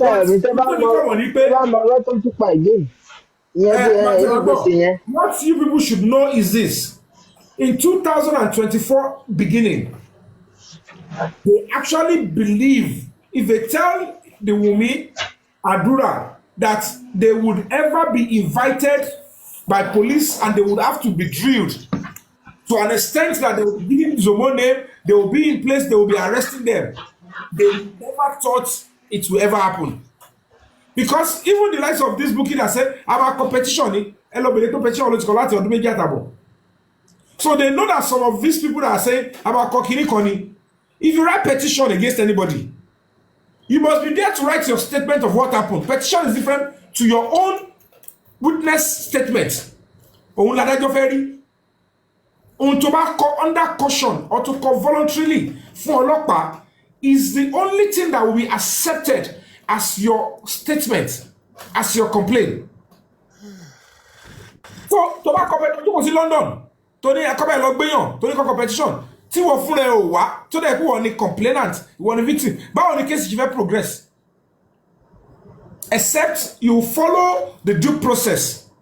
You write through your police in your country, and then they will work for you here, and then when they need you, they might set up a statement. Okay, write it there and scan it, and they will. But for you to go there as if you are living in the country, go well, go law. Shall I understand? So, it's quite nauseating. Leo, I'm bringing you up. Or what, Romeo? What's bringing you down? What network you down? So, Leo, all these people are doing. Let's conclude on this stuff. Yeah, good evening. Good evening, everyone. You finally up. Good evening. Yes, sir. This network is so frustrating. Yeah. I thought you were calling me to give you the budget. Yeah, I don't know. Expander will discuss on that. You guys will know whether it is. Leo, you know what we're gonna do? We'll discuss that because this discussion we're having today is not necessary or it's not compulsory that we conclude it today. so we can still extend to tomorrow and we hear people's view. Then we'll come out to say this is what it will cost if it has to go on, and depends on because a lot of people have been suggesting maybe after the inquest, and we need to listen to people's view. So we have to consider all of this as well. So it's not necessary we Okay, conclude because today. I'm at work. I'm just trying to come out and make the call. Yeah, okay, And that's fine. yes, Okay, thank that's you, fine. my senior president. Thank you very much. Thank you, everyone. Yeah, you're To welcome. my own best opinion, I'm thinking if we can go ahead is better because the corona inquest is different from the protest we are going for. The protest is based on the text message and the 3 seconds video that I have what pied my brother. It was my brother's wife that pied my brother. You see, it's a two different. So, like, if to me the corona inquest will still go on, while the protest too should also go on. That is because from both we can now come back and get a good result from both sides. Like once, because Mr. Yomi was expecting the call from them today and he did not receive the call from them. And I am thinking maybe they are trying to make some. Let me to give a follow up. I shouted up the OC, the leader of that Okay. department, and he's Okay. responding, but he has not replied further. But I might not be able to give details, but he responded Okay. friendly and stuff like that. So maybe he will call tomorrow, maybe Monday. I don't want to lie to you guys that they've called me because I said Friday. So I don't want to post our chats. I don't want to do that again. Yeah, don't post that yet. Next corona inquest So is Friday. No. he Next, responded 21:05. That's about 21:05. He responded 21:05. I don't want to read what he said out. So if the conversation continue, probably tomorrow I can update you. If he says, "Oh, sorry," he might say anything, but whatever he says, but with the tone here, it looks like we are still in good tandem, and that means nothing might stop us from doing the sensitization protest eventually. But if we're going to shift that, as some people suggested, probably maybe tomorrow or by Monday evening, we'll have yeah, clarity. we know exactly. We will really know. You see, people need to be informed, and they need to know the difference, or they need to know why that protest, because they are mistaking it for saying when the corona is coming. Why do we have to? And some have raised a good, suggestion that can we wait till No, nítorí corona ò lè dúró fáwa, àwa lè dúró fún corona. exactly. So that's why I said they've raised some. In addition, Senator Expander, sir. Senator Expander, sir. 1 minute. They actually took the whole thing down. I was on a discussion where some people are not. I said it already. The pessimist ones, they don't see anything good about what you're trying to do. They're like, what is sensitization again? Are people blind? Are people cannot see? They don't know what's happening already. Things like that. So they were trying to talk it down, like telling people How many people know that one Damola is saying that he deleted? That is it. But it's part of this what these people do. Majority of the media does not know. The public It's part of what they do. It's so disappointing, honestly, to be honest. It's so disappointing what they do.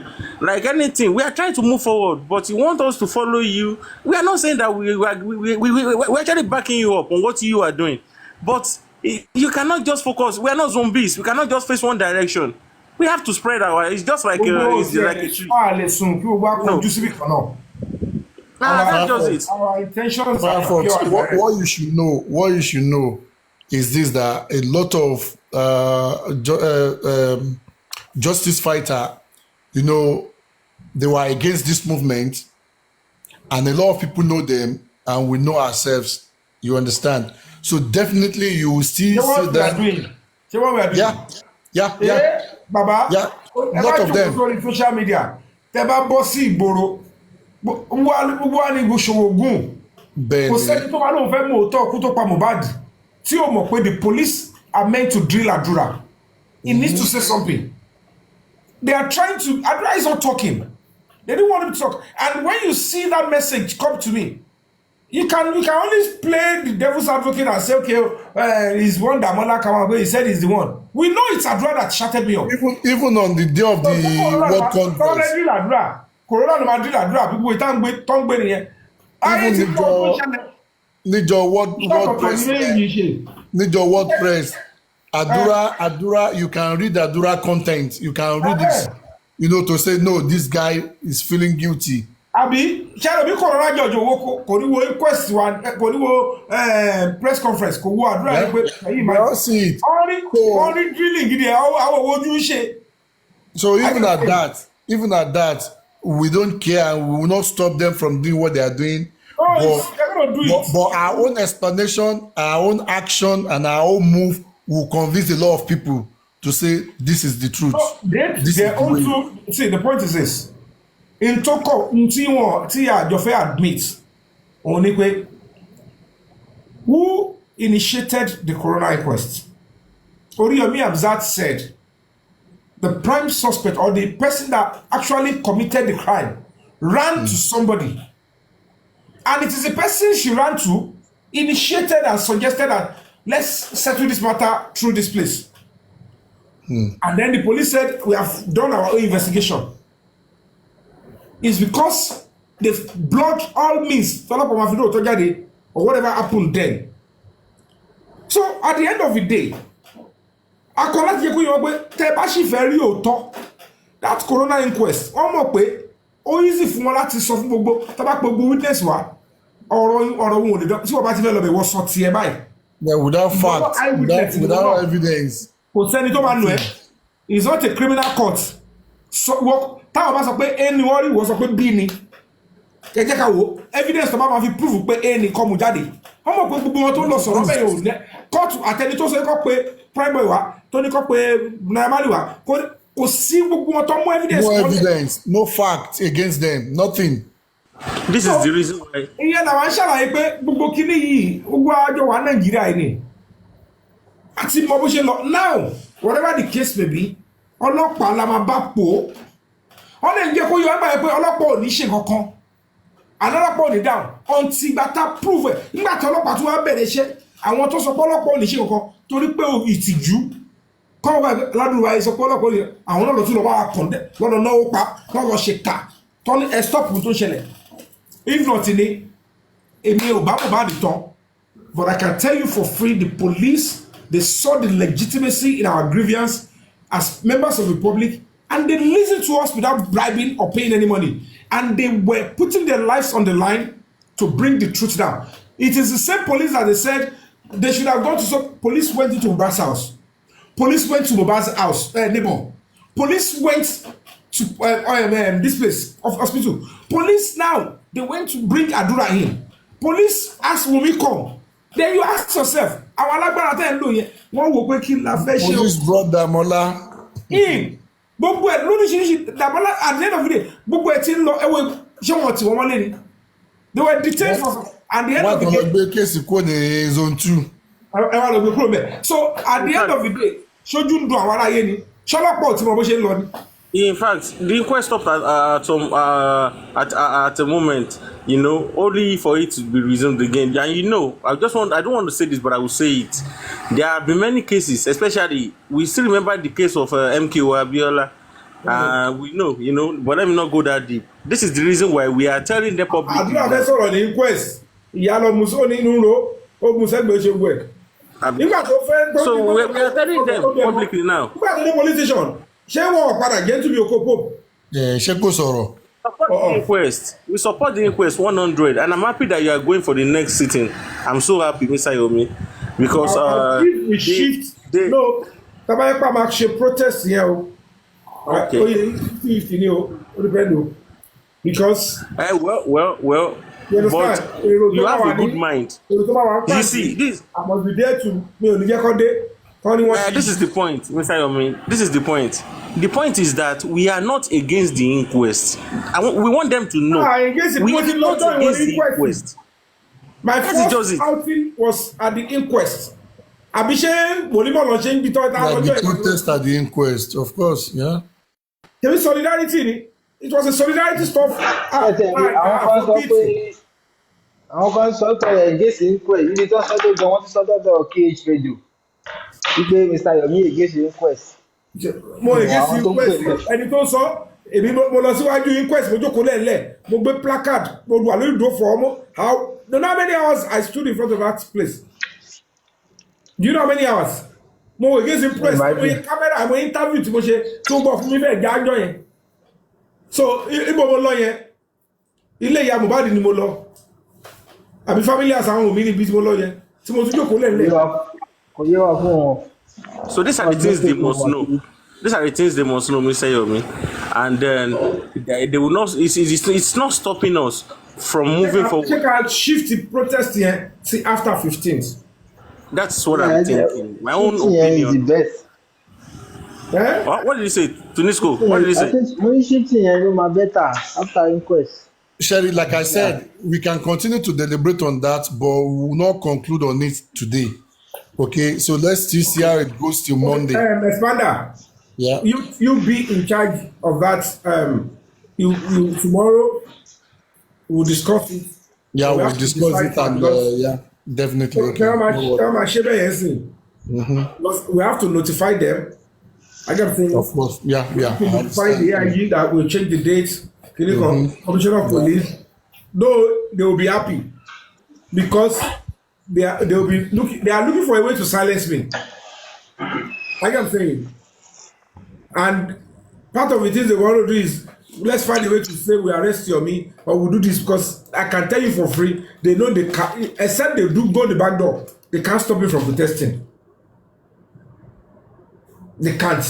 If it was a call of pain, if I share from me by here, àwọn èèyàn ni wọ́n kọ́ ló wà bẹ́ẹ̀ tí mi ò mọ̀ pé àwọn olówó ń di ọ̀rọ̀ ìtọ́sọ tó fẹ́ jọ́ mi mọ́lé because Mohbad náà his spirit is fighting and is standing by all of us that are doing well èmi ni pé spirit ẹ̀ náà ń jà ó ń dúró ó dẹ̀ ń jẹ́ ká mọ bó ṣe ń lọ I understand but of course whatever the case may be who travel the cast from zone 2 I don't understand that English. So whatever the case may be, tomorrow Expander look for likely dates. Yeah, nǹkan tó bá bẹ̀rẹ̀ ni pé ta ló transfer case yẹn from two to Panti. According to what I had. I mean, you don't have to answer that question, please, sir. You don't have to answer that question, please, sir. Just please. I can answer it, don't worry. Okay. According to what I had, that it was his son, a big lawyer, that petitioned to Abuja, that I was bribing or using the police wrongly in a case that is being that is meant to be handled by Panti to do whatever it is, that's the best thing that they should order the AIG, being the boss, that he should return the case file. That whatever it is that I've complained, they should go and join it. That I've written the same complaint to Panti before. That they should join it together and give it to Panti. That they are the ones that are meant to what? They are meant to be in charge of that case. Anything that has to do with Mohbad. That is what the world knows and what the DPP knows. And they mentioned the two police officers that put their numbers there. That they are the ones that are collecting bribe from me. And before I could go, mo face the case. Láàrin náà mo bá lọ gbà ẹ̀ tó dé padà. Wọ́n dẹ̀ ti pè mí pé kọ́ lè ṣàlàyé fún mi because I'm supposed to know that my case is now being taken back to Panti before they do it. But because they couldn't wait for me, they said I should just go there. They've transferred my suspect. And they took both of them there. Wọ́n dẹ̀ gba bail wọn bẹ̀. I can say when they got to Panti, they took their bail and they said they should go home, that we should come the second day. So, èmi nìkan náà mo forí rọ gbogbo ẹ̀. But people will not know how many things you are facing. They will think it's by mouth. Gbogbo àwọn kìíní ti kọjá nǹkan tí owó ló máa jẹ́ kí màá fi gbogbo àdúrà láì. Bí mo tiẹ̀ ṣe gbogbo àwọn àgbọn yìí àbẹ̀lẹ̀. Wọ́n gbé sí different department yẹn náà kọ́ mà. Mr. Yomi, gbogbo àwọn different department tí wọ́n gbé sí yẹn ṣé wọ́n lè papọ̀ sójú kan náà ni? Àwọn Gbogbo kéèsì yẹn tẹ́ ní pé ìkan wà ní department kan, ìkan wà ní investigation. Olóòní IG sọ pé kọ́ gbé síbẹ̀. Àwọn tí wọ́n ń lo àyájí fún mi lẹ́nu pé kémi tún máa bọ̀ ní SID pé kinní kan mo ní lórí pé ẹ jọgbọ́ ẹ̀ kó wà lọ́dọ̀ ojú kan. káwọn lọ́ọ̀yà push wọn náà káwọn lọ́ọ̀yà ò lè push wọ́n wọn. máa ṣe but a ti ṣàlàyé fún wọn mọ̀ ìbáyà ọ̀gá wọn ló pàṣẹ pátápátá báwo lè ṣe wọn bá ṣe complaint kan náà ọwọ́ dìpàtmẹ́ǹtì mẹ́ta nínú kinní kan kéèyàn máa rìn ẹ̀yìn kápẹ́ monday yẹmi ṣébi tí wọ́n irú owó lẹ bóde wọn ti rówó tẹ̀rọ máa lọ káàkiri a ṣe kọ́ka ṣẹlẹ̀ kọ́ka fèsì ẹ̀ tó wà lọ fèsì kọ́lọ́. So but let's wait on them. Like I said, the OC in charge of that department, I just shouted him up that we're waiting and he's there to respond back and some other stuff. So as soon as I have a green light on that, I will tell you. If you all agree tomorrow that we should continue with the protest, I will immediately, see what we can do. So if people support us, fine, but there are some other people that we have to speak to quietly behind. Because àwọn onídọ̀tí ẹ̀ bẹ̀rẹ̀ sí ṣe kíní bí wọ́n tún bẹ̀rẹ̀ sí ń wá hose. And it's funny that every little thing that wọ́n ṣe every program a ṣe máa bọ́ta. So wọ́n ṣe máa ń try láti yọnu sí. Àwọn commit tí mò ń ṣe, some of the things that we have been doing that I didn't come out to people to come and donate. You will just see results or see actions. And nobody's going to ask, where did you see money for this one? But the ones that you ask them that you need money for, they will be saying, you must come and give it. The ones that you did not donate for and I did use money to do it, why don't you praise or you say, we must return that money for you. You must have spent money on this. But they will keep quiet on those ones. And it's quite funny. Truly, but success in this particular case is very important. Because the public, I don't know, is it the same family that will go and bury Mohbad back? Ṣé àdúrà náà máa tẹ̀lé wọn lọ sí Mohbad? Wùmí náà máa tẹ̀lé wọn lọ sí? Dàrúṣà máa tẹ̀lé wọn lọ sí? Dàmọ́lá máa tẹ̀lé wọn lọ sí Mohbad padà? Spending náà máa tẹ̀lé wọn lọ sí? Ẹ wo now, or is it with the public that won't get the truth or justice for him, they will go and bury? Who will bury? Ṣé kò fẹ́ báyé? Bọ̀bọ̀ ìyàwó báyìí pé sí ẹ fẹ́ kí n wà láàrin. If I don't get justice, the public will not be interested in burying me the right way. I'll be left to the mercy of the people of my, especially the major part of my family. Àwọn tó ń da oríṣiríṣi oògùn bò tó ń da oríṣiríṣi aṣọ sí mi àwọn náà tún máa padà lọ sí lẹ́lẹ́kejì. Adébọ́sà tó ti wọ̀ ńgbà kan àwọn padà yí kọ́rọ̀ bí kan ẹtún jọjọkújọ mọmọ lórí àwọn ṣe ẹ̀ẹ́dẹ̀ ṣàánú mi ṣe fẹ́ pa mí ni ó lè ti kú ọ̀rẹ́ ni ẹ̀kọ́ ìkó bá ti máa pariwo ni ṣe fẹ́ pa mí ẹlẹ́kejì tàbí àdúrà ìfúnra ẹ̀ ilé ayé tó wá because kò sí mo lè fògbọ́n ẹ̀gbá rí kò sí wọ́n yẹ bá ní káwọn yẹn lọ sí blessing yẹn máa ní ìkọ̀kọ̀ tó wọ́n máa tún wọ́n máa jù kọ̀kọ̀ gbogbo wọn tó jù kọ sílẹ̀ yẹn máa wá àkọ́ tó fẹ́ jù again see is that what will happen? So the police should understand that toward this stage kan aráàlú ò ní gbà mọ́ ọmọ ará máa kọ Gaza kí ni ẹ bá wa kò kí ni gbogbo ọlọ́wọ́ àwọn pẹ́lẹ́jì ọ̀rọ̀ lè lọ fà gbélé they will say ẹ present ìlú tí ò dá fún wa àwọn àdó tún pẹ̀lẹ́ sí fèsì ẹ̀ kò sọ́wọ́ òbí wa tó láìkì wa ẹ kọ̀ gbégbékúgbélé wa lọ́wọ́ ẹ wò wọ́n tá à ń fèsì.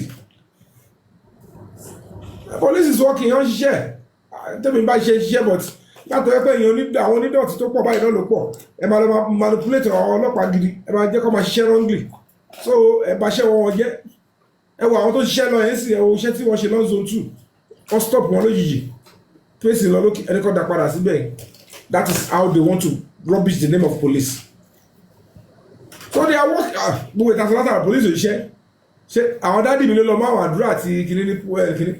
Àpọ̀dàlẹ̀ lomi. Àbí ntàfẹ́kọ̀ yẹn ni ṣé ẹni mi lọ́wọ́ ti bèrè nǹkan tó ṣẹlẹ̀ sí Mohbad ni àdúrà tó ti ń gbádùn rẹ̀ láti ọmọ sí yẹ́fọ̀ tó ti kọ ọ̀lọ́lá máa pa ọ̀lọ́lá máa pa nígbà tó mú sí ṣé kò lè ṣe track wo ló fẹ́ kọ wọ́n padà ọ̀nà wọ́n gan mi o kó lọ sábọ̀ wọ́n gan mi. Sáyọ̀mí mọ́ kó ti ṣe track mi jáde ni. Kò tí ì ṣe tó bá ìgbà tó fi gbé. náà ó ti ṣe o nípa ẹ̀mí ò gbọ́ láti wá kájẹ̀ látàrọ̀. Experience ìgbà tó sì gbé ni mo ń sọ bí ní kò ṣe. Àyíkọ́ ẹ̀jẹ̀ jáde ní àná àbíjẹta. Nǹkan experience tó fi gbé ní ètò ṣẹ̀ jáde. Ó ṣọ̀ṣẹ̀ jáde ni pé experience ẹ̀ ó fi ariwo ìyá yẹn sí ibi tí ìyá yẹn ti pariwo yín pé Yomi Fabi yìí ni ó wà lórí ẹ̀. òun ló ẹ ariwo lọ yẹn ló gbórí bẹ̀rẹ̀. ó máa gba Grammy. ẹ ti ní ìsinmi Dayọ̀ ni ẹ ti ní ìjẹ́lọ́wọ́ bẹ̀rẹ̀ Níbo lẹ ti rí owó ẹ̀ wò? Níbo lẹ ti rí wò?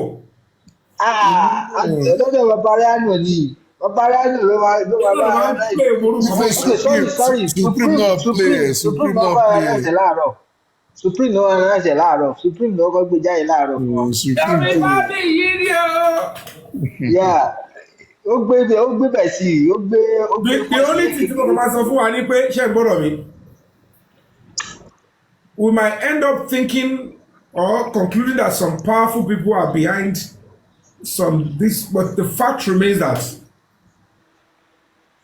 what you should accept is that we are fighting practically, seeking justice for Mohbad against the people that know what fighting. Told them this is what I told them.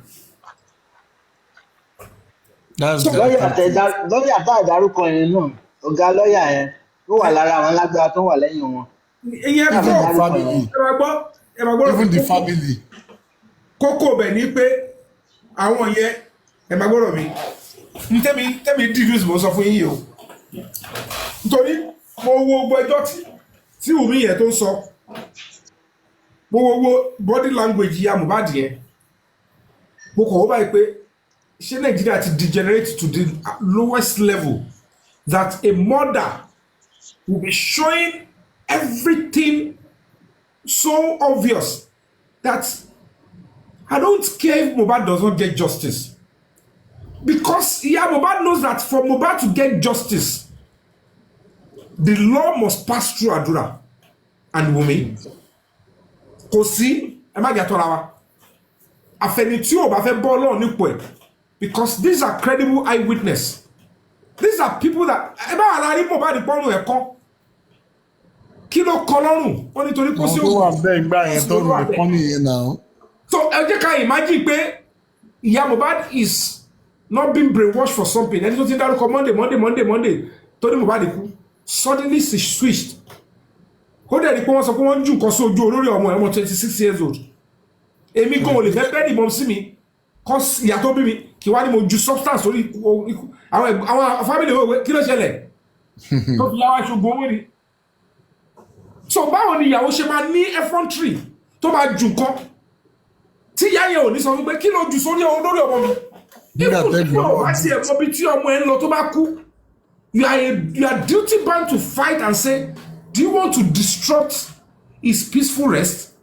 ìyá yẹn ò jà fún lójú ayé wọ́n tún jù nǹkan sójú olóyè tó yẹ pé àmọ́ bóyá máa disturb ìrìn àjò ẹni she did not fight ẹni yẹn ló dẹ̀ wà lẹ́yìn ẹ̀ àwọn kan dẹ̀ pé àwọn olóbìnrin wọ́n bímọ wọ́n bá wọn sùn wọ́n bí ọkùnrin lẹ̀ wọ́n dẹ̀ ń tẹ́lẹ̀ nǹkan bẹ́ẹ̀ ẹ ká yọ pé àti ẹ̀rí pé ọrùn Mohbad kọ́ ẹ má just talk about the fact that what will be the rationale if what you are doing is legitimate tí wọ́n kọ́ ẹni bó ṣe ń bo erúfẹ́rú aṣọ ẹlẹ́lẹ́yìí o wọ́n lórí dábíwá ọ̀hún ju táìmù yẹn ìgbà tí a bá ti gbé jáde ní mọ́ṣúárì tó ti wà ń bẹ̀ kọ́ tó gbé ọ ti gbé pósí òṣàlẹ̀ tó síta wọ́n máa gbé pósí wọnú mọ́ṣúárì lọ́ba ni tó bá ṣe wẹ̀ fún tó gbé sínú pósí tó dírẹ̀sẹ̀ tó ti nice àwọn nǹkan tí ẹ rò pé bóyá wà náà déhùn pé kẹ fi sí papọ̀ wọ́n máa lé ẹ̀ máa fi sí exactly.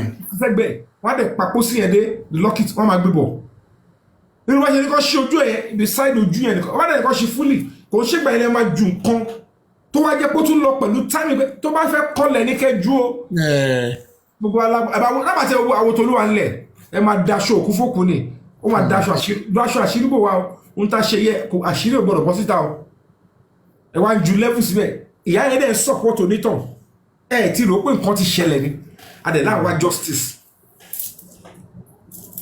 ìyá yẹn dẹ̀ ṣe ó dẹ̀ ń ṣe gbogbo kíní ẹ̀ ó dẹ̀ náwọn èèyàn ó ní òun káwọn èèyàn láìkì òun tó yìí ó mọ̀ ká mo rẹ̀ pé ìyá ò wá justice ń tiẹ̀ náà kò ní. the kókó of the matter is ẹ máa gbọ́dọ̀ mi. tó bá mi lẹ́rù jù tó ní school you don't know nǹkan tó bá mi lẹ́rù jù I will say it àwọn èèyàn ti gbàgbé pé àwọn náà máa padà kú àwọn èèyàn máa ń gbàgbé kíní yẹn so fast àwọn èèyàn máa ń gbàgbé kíní yẹn mi ò understand ẹlòmíràn pé bóyá pé because nísìnyí báyìí you know this thing that happened to this guy It's Yeah, something that whatever. the guy would never expect in his life in the next, like in Everybody the was next over 50, 60 years. You understand? It's something that he would never expect. But you can see, all of a sudden, he died. Among my friends, àgbà tí mo ti wà primary school, àwọn ọ̀rẹ́ mi ti ń kú. Àgbà tí mo ti wà primary school, I knew it, that experience. Emo, when we were young then, and we saw how young people, how they die. Especially there was one guy that was my best friend. And we still played like yesterday. And like the other day, I was in school and I was expecting, and the parents were like, he's dead. So I take kini. You understand? Some people think that they are the owner of their own lives. Some people don't understand this thing. They think that they are going to live forever. You understand? And what people do, for instance, perhaps maybe they are doing it for the sake of the property they are going to inherit, who knows, or for the sake of their own, I don't understand. Whatever it is that people do things, that they do evil things, they do not know that nothing lasts forever. But in the next 10 years, it will become a very old car that somebody else will look at and be like a jalopin. The one kiri. Nothing like that. But people have forgotten these things and they live as if they are not going to die. The point is this. I want to ask you this honest question. Gbogbo aláwo bó ṣe sí Mohbad ìjọ tó sin. Can you tell me, as at the time tí wọ́n sí Mohbad tó ń gbowó lólẹ̀, gbogbo anybody tó bá já lọ́ba extended family o, nuclear family o, gbogbo, can you show me one person that was demanding justice for Mohbad? Can you tell me?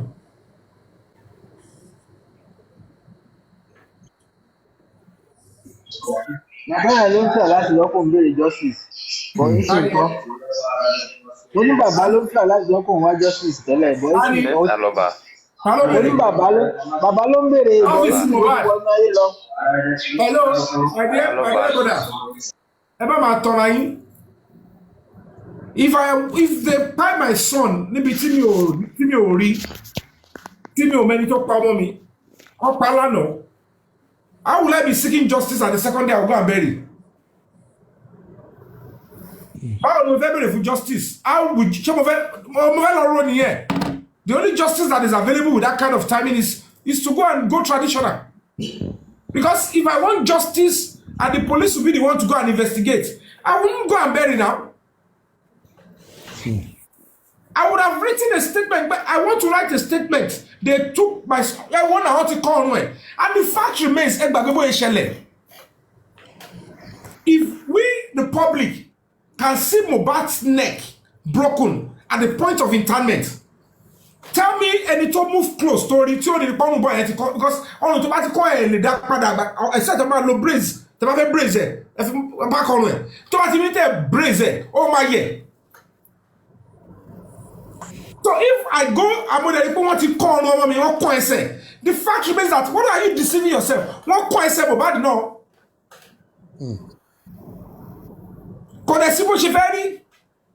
Whether you like it or not, there is that agreement. It's okay. Family, they said, we agreed. Eba jalo so folopa. Unto ba ti mu aka so folopa yen, afe kolopa se kini, kon ba wo, kon wa toju bo. Nobody did, and they went to bed the second day. Good. Meanwhile, it will turn out to be Mohbad actually died on the 11th. If I am the father and they deceived me that my son died on the 12th and it was on the 11th,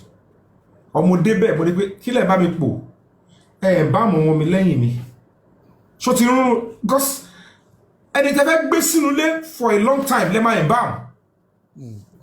If he died 4:30, Monday, don't know any be 7, 8 o'clock or 9 o'clock, 10 o'clock. Poti poju. Etile Masalima embalm. Eti conclude. Do you understand? Walai. So, whatever the case may be, if the family all concluded that okay, let's go and bury, because there is nobody protesting. Wumi will not report to follow-up. Adura will not report to follow-up. Àdúrà said ẹni tó bá lóhùn rí Mohbad anything past 12 on Monday ó ń parọ́ ni. Kò ṣọmọ ìkéde now. So all of them agreed. There's something tí gbogbo kò síbẹ̀ ilé like bó ṣe lè sọ pé like Mohbad tó like bàbá Mohbad tó like ìyá Mohbad. Gbogbo wọn ti kọ́kọ́ jọ ní agreement tí ó involve gbogbo wa. That is the reality we must accept. That means ó yẹ kí public kan sọ àwọn family ẹ̀ nìyẹn. Gbogbo GoFundMe tí wọ́n ti gbà.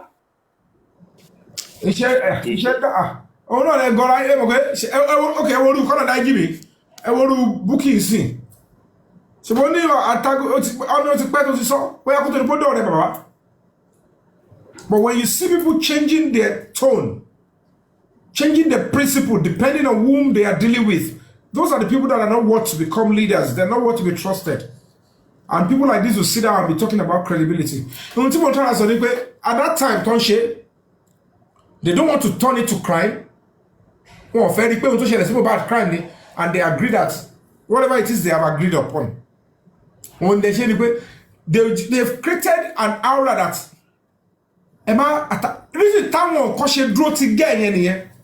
to not believe whatever must have happened in Kokolo Fati story if it change. And that is why these people are still feeling like we have right to support Wunmi. But yeah, I think you get it. Very, very clearly. You see, and you raise a question. But one really see bá jọ agree. Títí dé fi pé fi sí.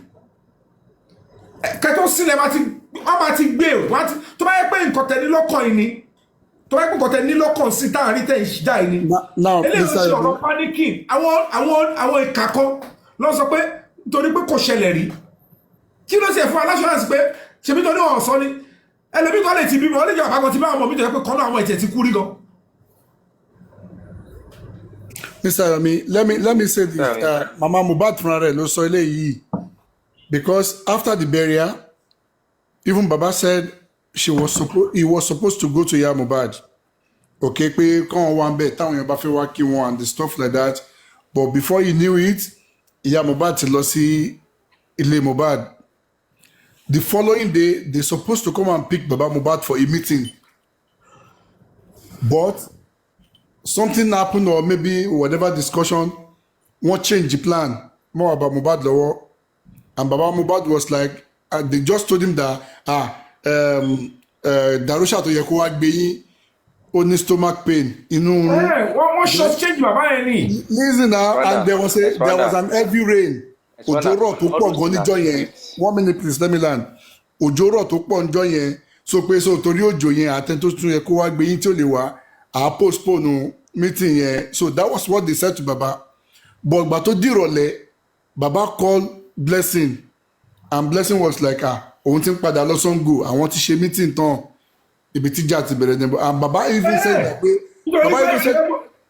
Baba even said that pé wọ́n wá ti ń ṣe meeting nínú meeting. Lẹ́yìn Baba. So that was it. They will not be saying that they are dragging Baba. We are dragging Baba. Who is dragging Baba? Who is dragging him? Ìtí mo try sọ ni pé Wùmí jù kan sínú kòtò, Blessing jù kan sínú kòtò. Ṣé èmi àti láṣẹ mọ̀ pọ̀ fẹ́ jù kan síbẹ̀? Kí ni ẹ ti understand tí mo try sọ? And do you know another shock? Ẹ lọ wo fídíò ibi tí wọ́n ti ń fẹ́ tán sọ pé kí wọ́n ṣí ojú kí wọ́n ṣí cover yẹn. Tí Wùmí ní kọ́ má ṣí. If you watch that video, ẹ máa rí ìka lábẹ́ yìí tí Wùmí nawọ́ àti pásítọ̀ yẹn àwọn méjèèjì wọ́n jọ fi ìka yẹn gbára wọn lẹ́ẹ̀mejì sẹ́ẹ̀mẹ́ta. And that was a sign. Kí náà jọ sọ, kí náà jọ ṣe. It wasn't a coincidence. Go back and watch that video. Ẹ máa rí táwọn méjì fi ọwọ́ yẹn gbára wọn báyìí. It's not even about blame game. Really? Go and watch it. Wow. Tó wà standard. Èmi ò mẹ́lòmí o. I will speak my own truth and my own observation. Pastor Wùmí. Kò sí bó ṣe fẹ́ rí mi ìfẹ́ mọ yí ẹni tí ó wà against onítàn. there is no way you enter into a police station. Nàìjíríà bó ṣe wọ́ọ̀sì tó yìí, ìwọ tó nọ́mọ ẹ̀ tó bá sọ pé I want to report a case about my son. They pied my son. And I saw blood. Statement that you are trying to complain from that feeling one power money sign. That body immediately, that case, they will take it over. You wouldn't need to worry yourself about the body and she fed the mortuary. Investigation on not party bere pe mo lokuwa about debe bole okay good. You talk about fi deposit a mortuary one more. O de bi àwọn tí mortuary ṣe ma gba. Okay, ele ọlọ́pàá ló gbé wá pé ká ṣe gbé síbí náà àwọn nbo torí wọn lè fòkúlẹ̀ títì kó máa rùn. Ba preserve and bo. Ọlọ́pàá máa bẹ̀rẹ̀ investigation wọn torí pé a complaint has been made. But you cannot want to complain. Kó tún máa bẹ̀rẹ̀ fún report. Ìkọ́nú ẹ̀ ló máa kọ́ ṣe. And like you said, they have agreed to go and bury. That is the thing. That's the bitter truth. Only people that doesn't want to speak the truth and raise the children with the truth will say, you went to police and say, give me report, I want to go and bury my son. Report for what? Reports to February ọlọ́pàá ní pé ọlọ́pàá máa wò pé báwo lẹ́ni yẹn ṣe kú tó bá jẹ́ hospital ni, where is the doctor's report? Tó bá jẹ́ lé ni, how did this person die? Ta ló wà ńbẹ̀? Come and write statement. Nǹkan tó bá kọ yẹn ló máa determine the report ti ọlọ́pàá. So if your report is like, doctor's report, we don't have it. This person died at home. And if you look at it now, the police officers that refuse to issue the police report is free and is saying, thank God. I didn't even know that this person is a star. I didn't know that it become a national. Tó bá jẹ́ ọlọ́pàá yẹn lọ issue report ní ohun tí ó mọ̀. Yes, this man died in the hospital and was reported dead. You know, tó parọ́ sílẹ̀. That police, I can tell you for free. Nígbà tí mo lọ sálágbọ̀n yẹn, ọlọ́pàá tí ó gba first petition na mohbad. Tó gba first petition yẹn, the man was almost crying saying, àwọn ọlọ́pàá tiẹ̀ nínú squad tiẹ̀, wọ́n wá pè mí wọnú ọ́fíìsì yẹn, wọ́n ló bí a kéèsì yẹn, mo fẹ́ pé Mr. Yomi, ọ̀rọ̀ yẹn ò rí bọ́ ṣe ní o pé ọlọ́pàá tí ó gba petition mohbad nígbà ìdílé. Ìpè someone ní ẹ̀ lọ s'Abuja. Àná yẹn ni mo ṣe mọ̀ pé the man was summoned, the police officer was summoned to Abuja. But what happened? When he message jáde pé ó náà send message sí Mohbad pé come and write statement, come and do this. Only but unfortunately, Sam Larry went somewhere else and petitioned Mohbad again. Irú ìtí Sami Koko yìí. Sami Larry Koko tó ṣe fẹ́mi. Àti tí lọ́yà wọn ṣe wọ́n fi gbẹ́jọ́ kúrò ní zone 2. So what was a petition Mohbad? The only thing that saved me, sir, Mr. Yomi, I know they do bad though. Only that case, it never come up from my head though. Only because I was messaging Mohbad. I never know say they popular that time. Oh yeah, come. But I know why he no come.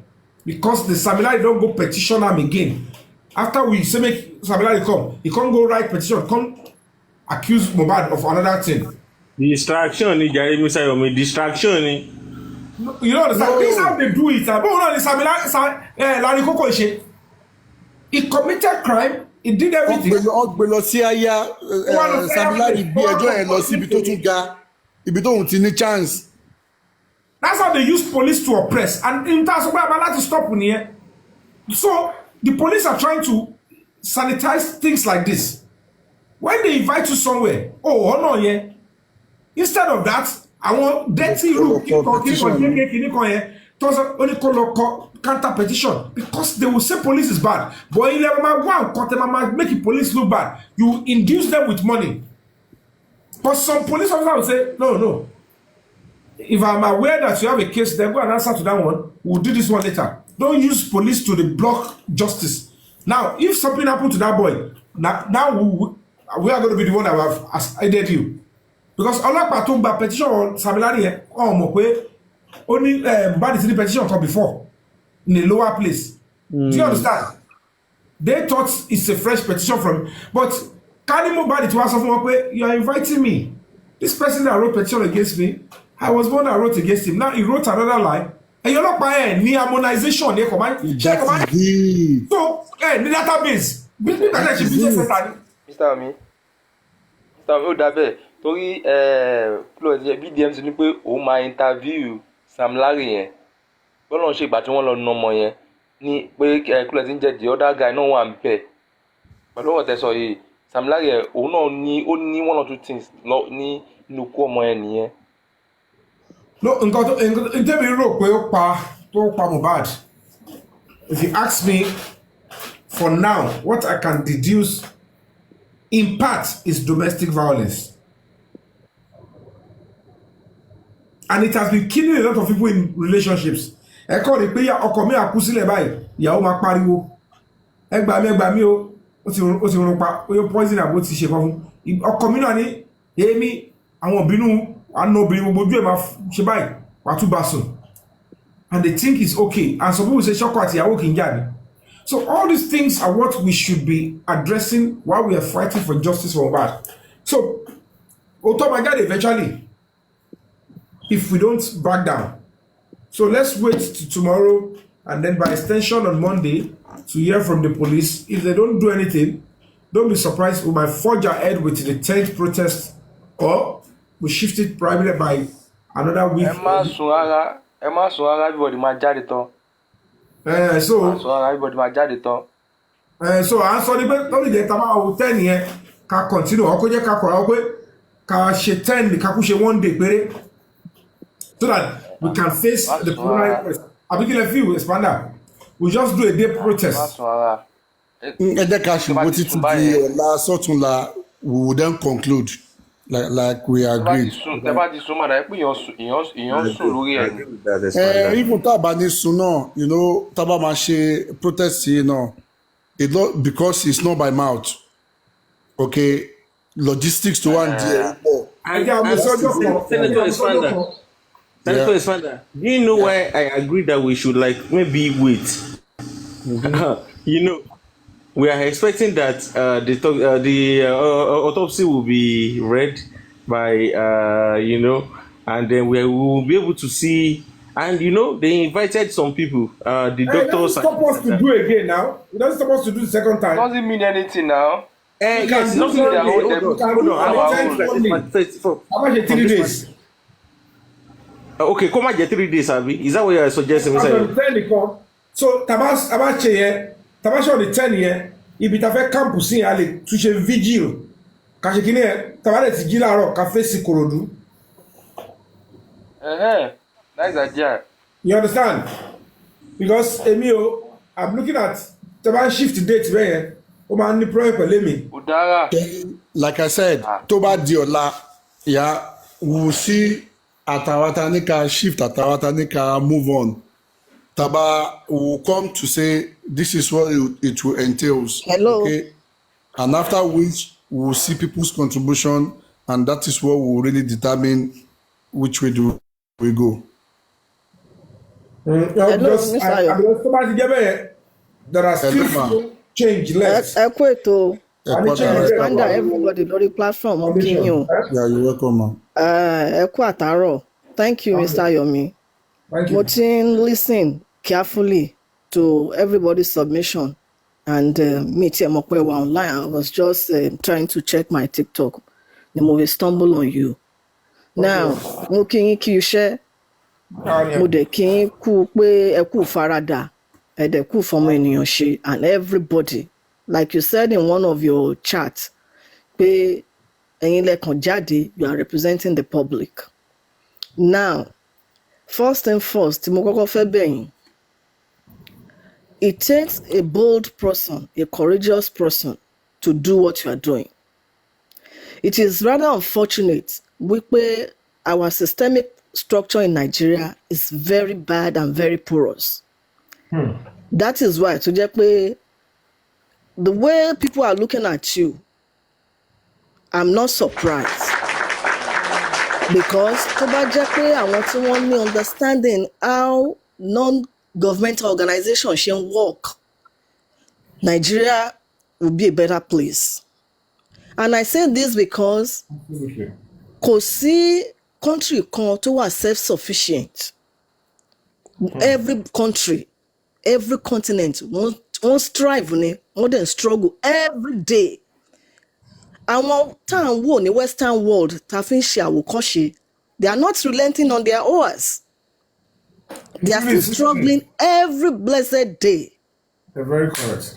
Àwa là ń wò wọ́n láwòkọ́ṣe, àwọn ń ríra wọn pé àwọn ò tí ì débi táwọn ń lọ.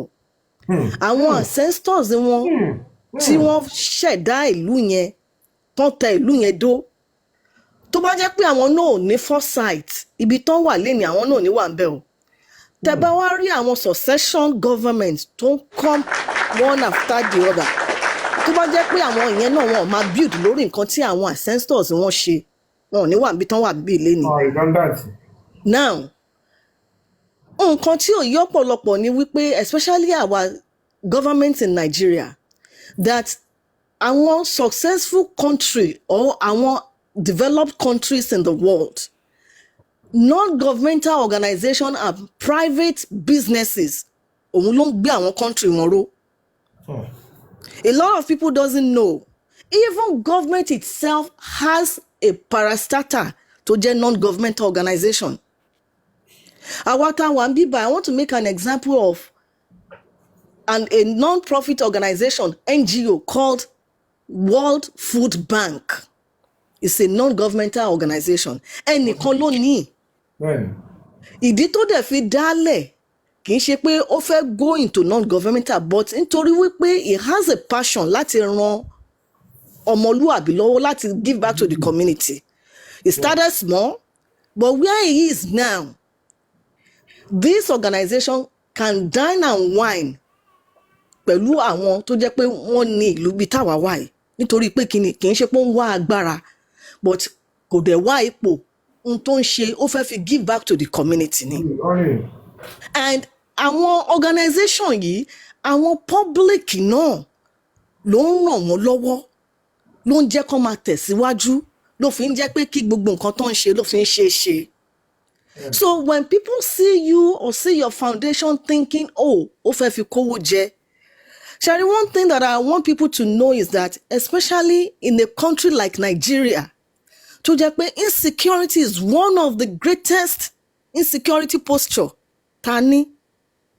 And for somebody like you to bring out your face, yes, a lot of us who are tanja for justice, we are spread across the world in different places. Tó jẹ́ pé a ní orí ọ̀fẹ́ láti wálé, tá bá tiẹ̀ ní bóyá nǹkan, bóyá personal issue tiwa ló gbé wa wálé, tó dẹ̀ yẹ pé we are time constrained láti wá ṣe nǹkan tá ṣe. Àwọn tó wà nílé gan tó jẹ́ Nigerians tó wà on ground like you, how many people ló ní courage láti máa ṣe nǹkan tẹ́ ń ṣe, láti gbójú síta? Some few days ago I was pondering in my heart, but how do you sleep? How do you wake up? Not in the kind of environment that we are. So when people does not appreciate what you are doing, you don't need to be applauded. But as long as you are doing something that gives you joy. See, people like you, passion yin, òun ló ń drive yin. You are somebody that is upright. You don't know how they cut corners. And you say it straight. But ìlú tá bára wa, gbogbo àwọn values tẹ́yìn nìyẹn, Nigeria will encourage it. And that is why we are saying problem here and there. Now what I want to admonish you, ni wípé ẹ má jẹ́ kó rẹ̀ yín. Please don't be dismayed, don't be discouraged.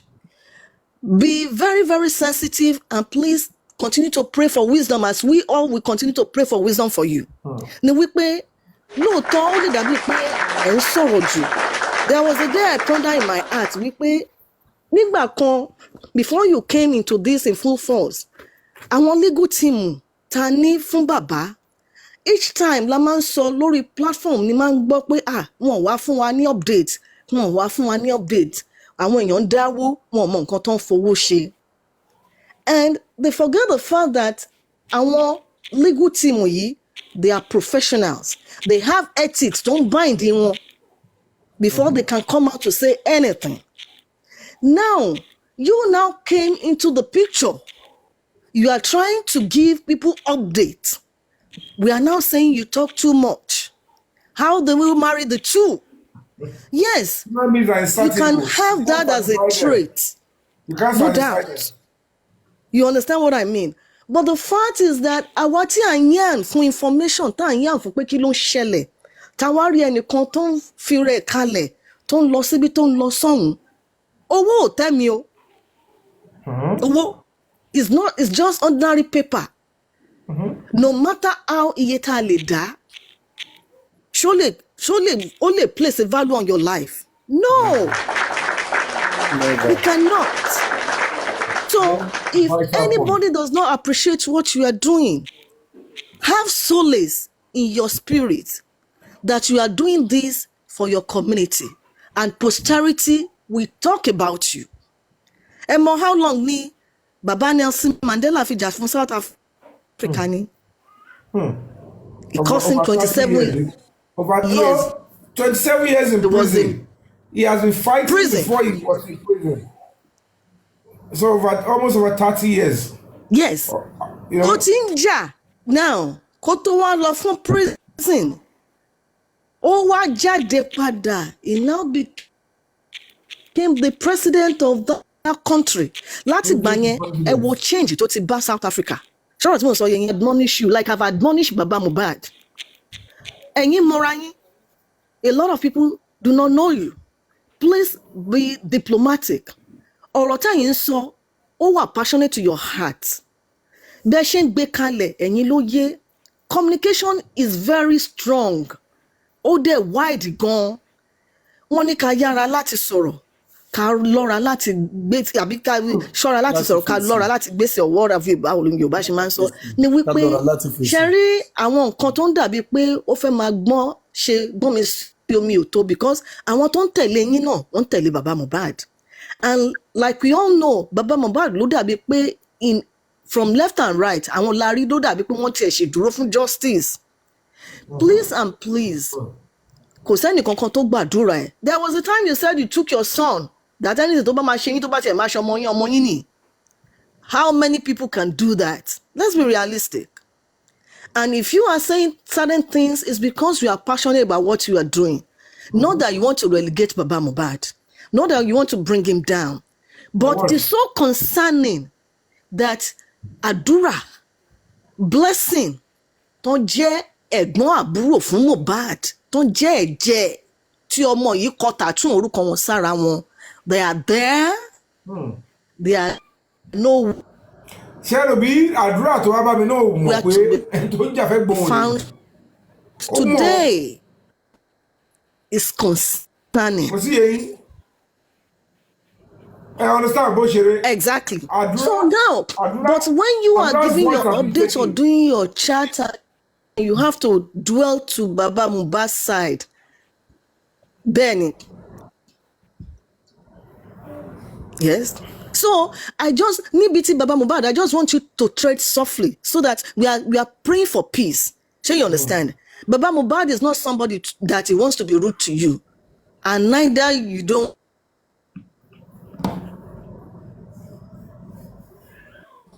want to be rude to him. But Sherry, ẹni tó bá máa jà fún justice, á múra gan ni o. Ọmọ ogun ni yín. Ní ṣílẹ̀tẹ̀. Ẹni tó bá dẹ̀ fẹ́ràn yàn, tó bá ń pèèyàn ṣàkíyèsí, èèyàn láti listen. Not that people are able to focus on where you are going. Dandan kọ́ ni pé kẹ́mẹ́sìs. Yeah, mo gbọ́ yín. Ẹ ti sọ̀rọ̀, ẹ ti sọ̀rọ̀. Àmín. Ẹ ti sọ̀rọ̀ tán. Ohun tó wà bẹ́ẹ̀ ni pé. Amen. Iṣẹ́ gbọ́dọ̀ mi. Mo gbọ́. We have to agree that at some point, our country Baba Mohbad. And another truth tá a gbọ́dọ̀ sá fún ni pé at some point, fẹ́ gẹ́tì mi, àwọn nǹkan wà tá à ń ṣe ìwádìí yẹn, tá à ń tí ìwádìí yẹn lọ. Even kí bàbá yẹn jẹ́ kó sọ́jú, inside of him, like, oye, yes. Is àdúrà responsible for something? Yeah. Ó lè jẹ́ nǹkan táwọn aṣẹ́fẹ́ mọ̀ nípa tí àdúrà tó mọ̀ yìí, ọ̀ tó jẹ́ pé wọ́n sọ àdúrà, bàbá lè ti mọ̀ tẹ́lẹ̀, ọ̀dẹ̀ lè má mọ̀.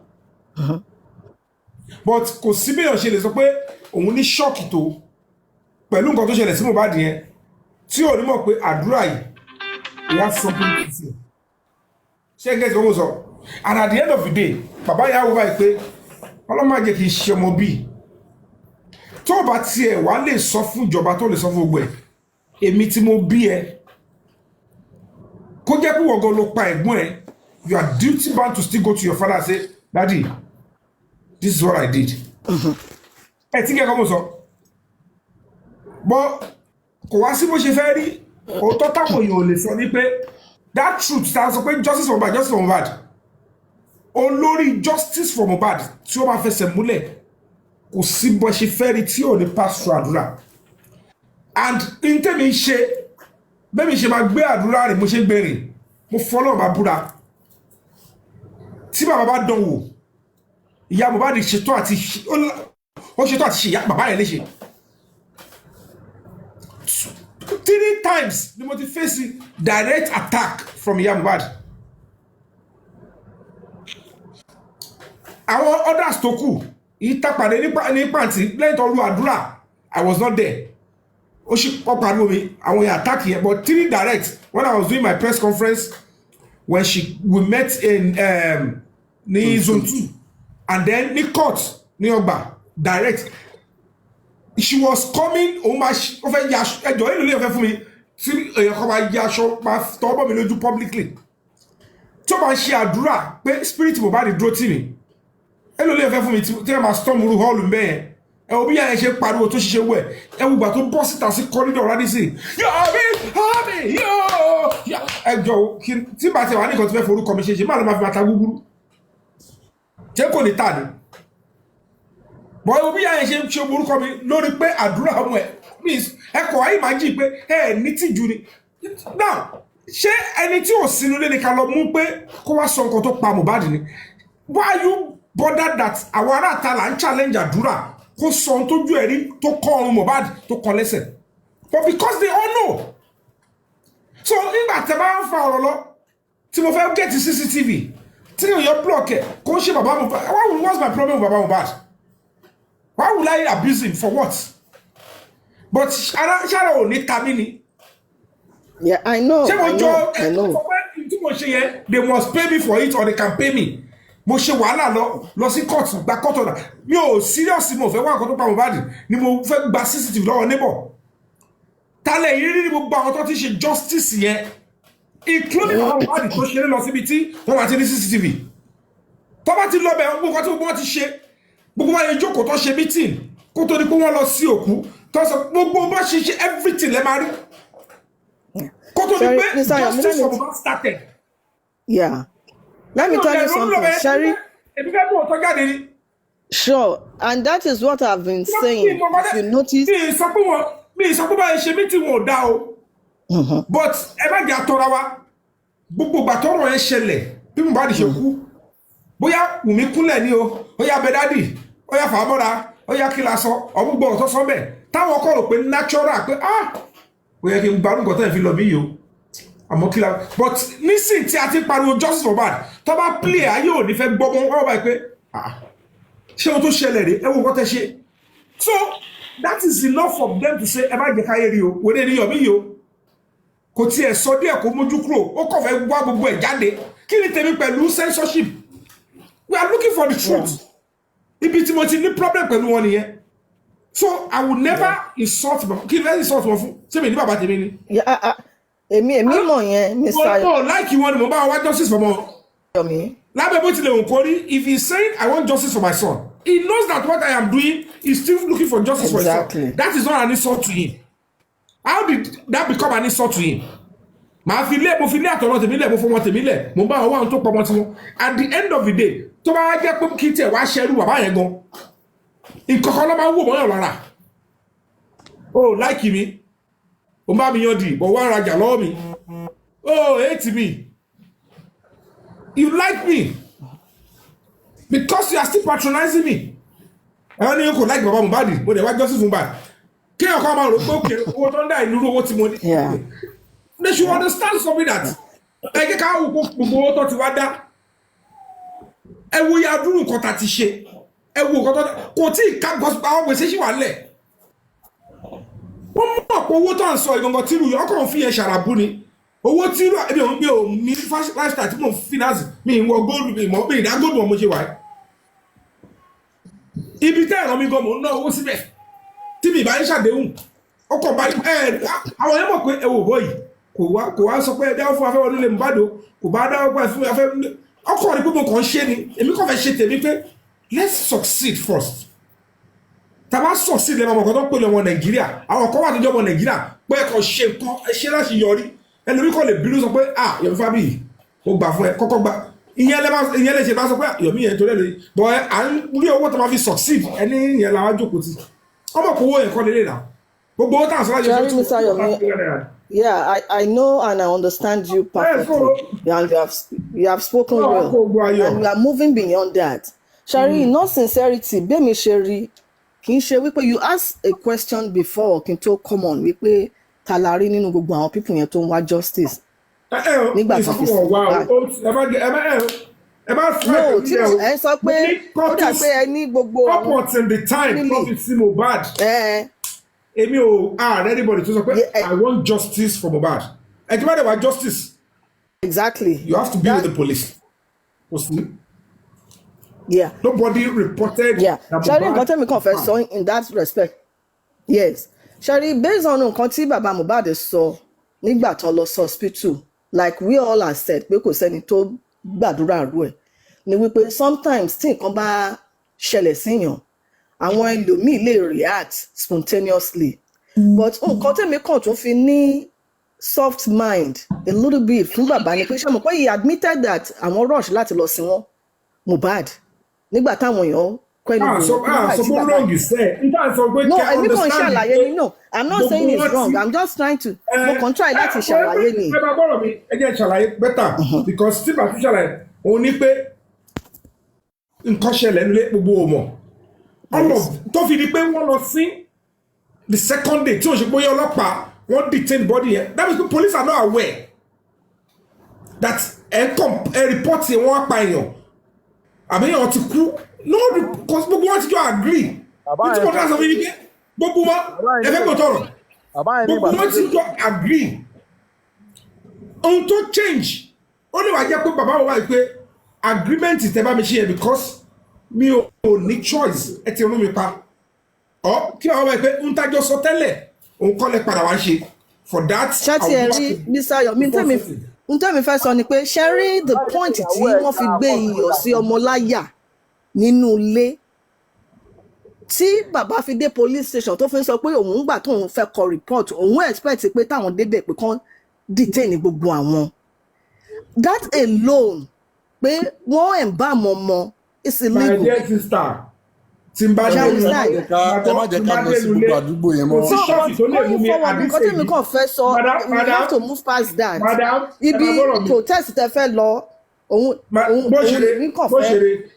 Bro ṣeré kò sí even ká bọ̀ bá pé ọ̀ṣẹ̀ báyìí anybody can make mistake. Ẹ má jẹ́ kó máa rí pàṣẹ pé anybody is an alien or is omnipresent is omniperfect. So he can't make mistake and we must not talk about it. In tí mo tọ́ àṣọ pé bí tí Nàìjíríà délé lé ó lè sọ pé torí pé wọ́n pa ọmọ ẹ̀ sínú ilé kò wá rò kún yẹn lọ bá ọlọ́pàá police station. No.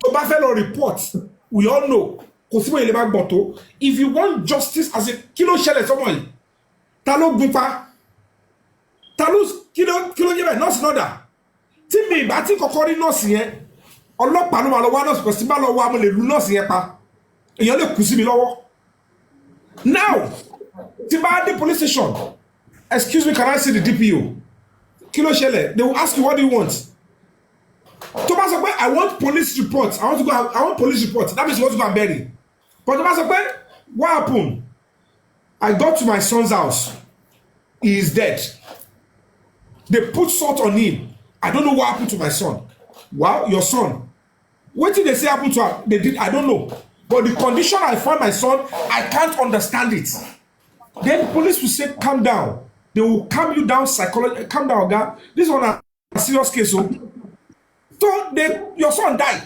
they no tell you you come you find salt who put salt kò sí pé yan ṣe fẹ́ sọ pé ẹ̀ mọ̀ gírífù yẹ ó yàtọ̀ and at the end of the day I now even saw blood ṣé mi ìdílé sọ tí màá arábìtì ẹ̀ wá ń pọ̀ tí bá ti lè lọ police station mo mọ̀ ọkọ tí fẹ́ lọ sọ nìyẹn kò sí pé mi ìmọ̀ grieving mọ́ mo fẹ́ lọ seek justice pé ṣe ya wèrè ilé bá mi tọ́ dàgbà ni.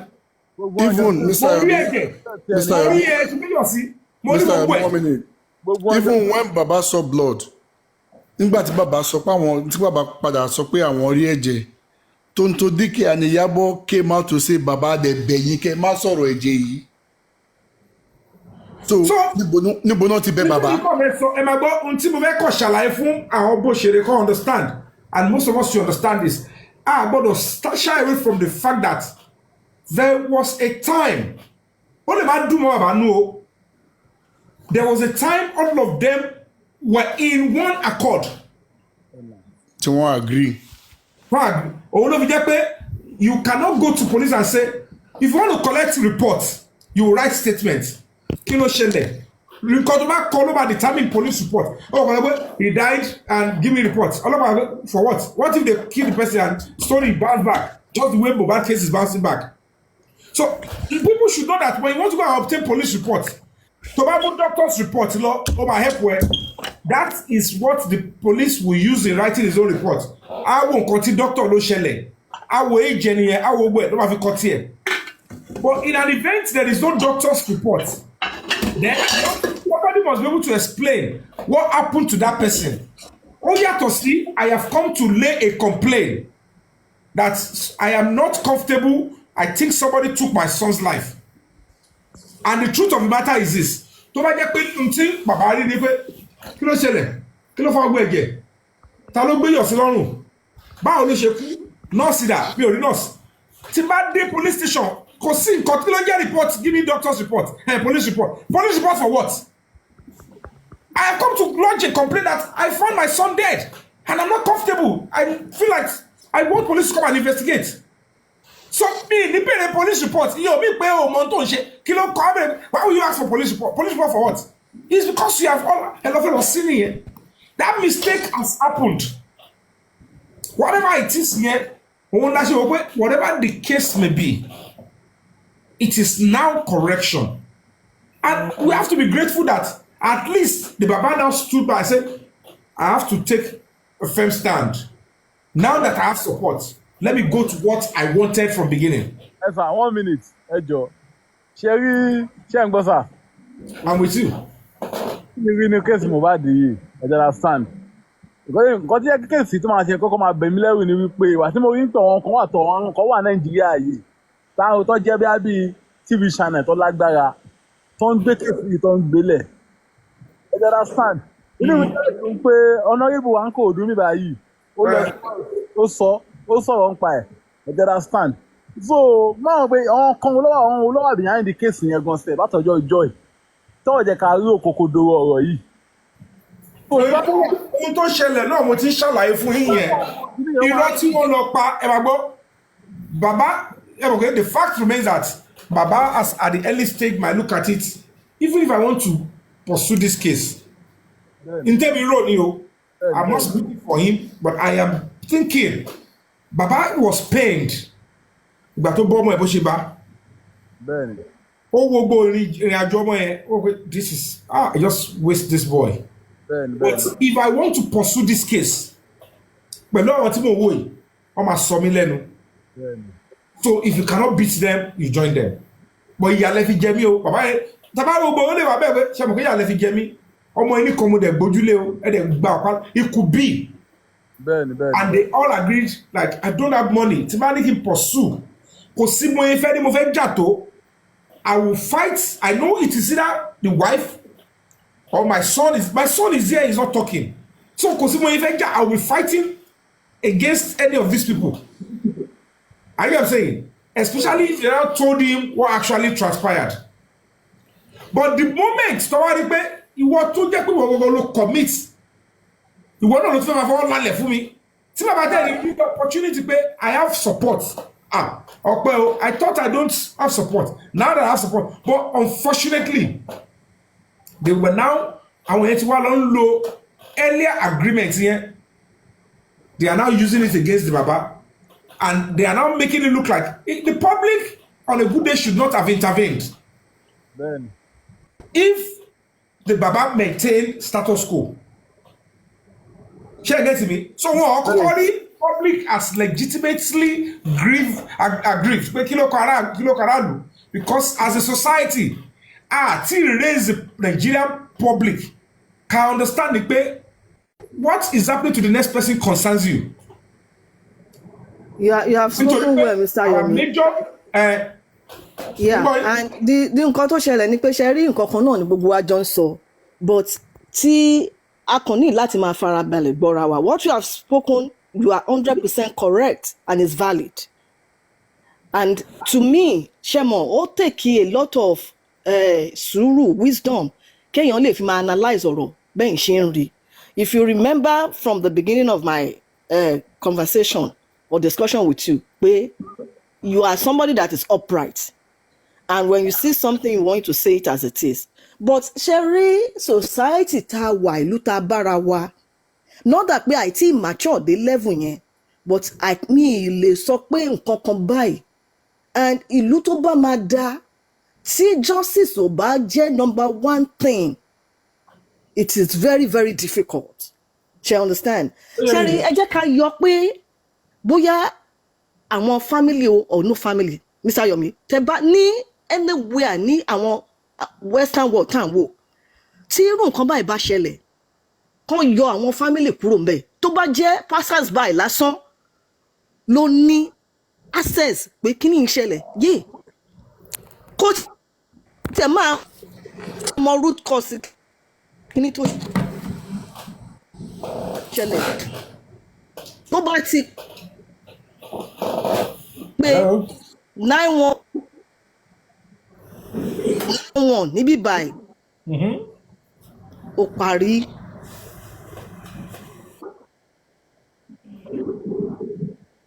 But because our government want to rí ara wọn as high and mighty, the next thing to God, tí ò bá jẹ́ yẹn gbogbo káàtì sọ pé bẹ́ẹ̀ ṣe sọ yìí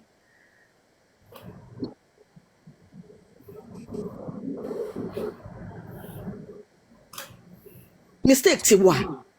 She understand? Wọ́n ti compromise, wọ́n ti ṣe oríṣiríṣi. But now that they've seen somebody like you and the public, remember that you are an activist.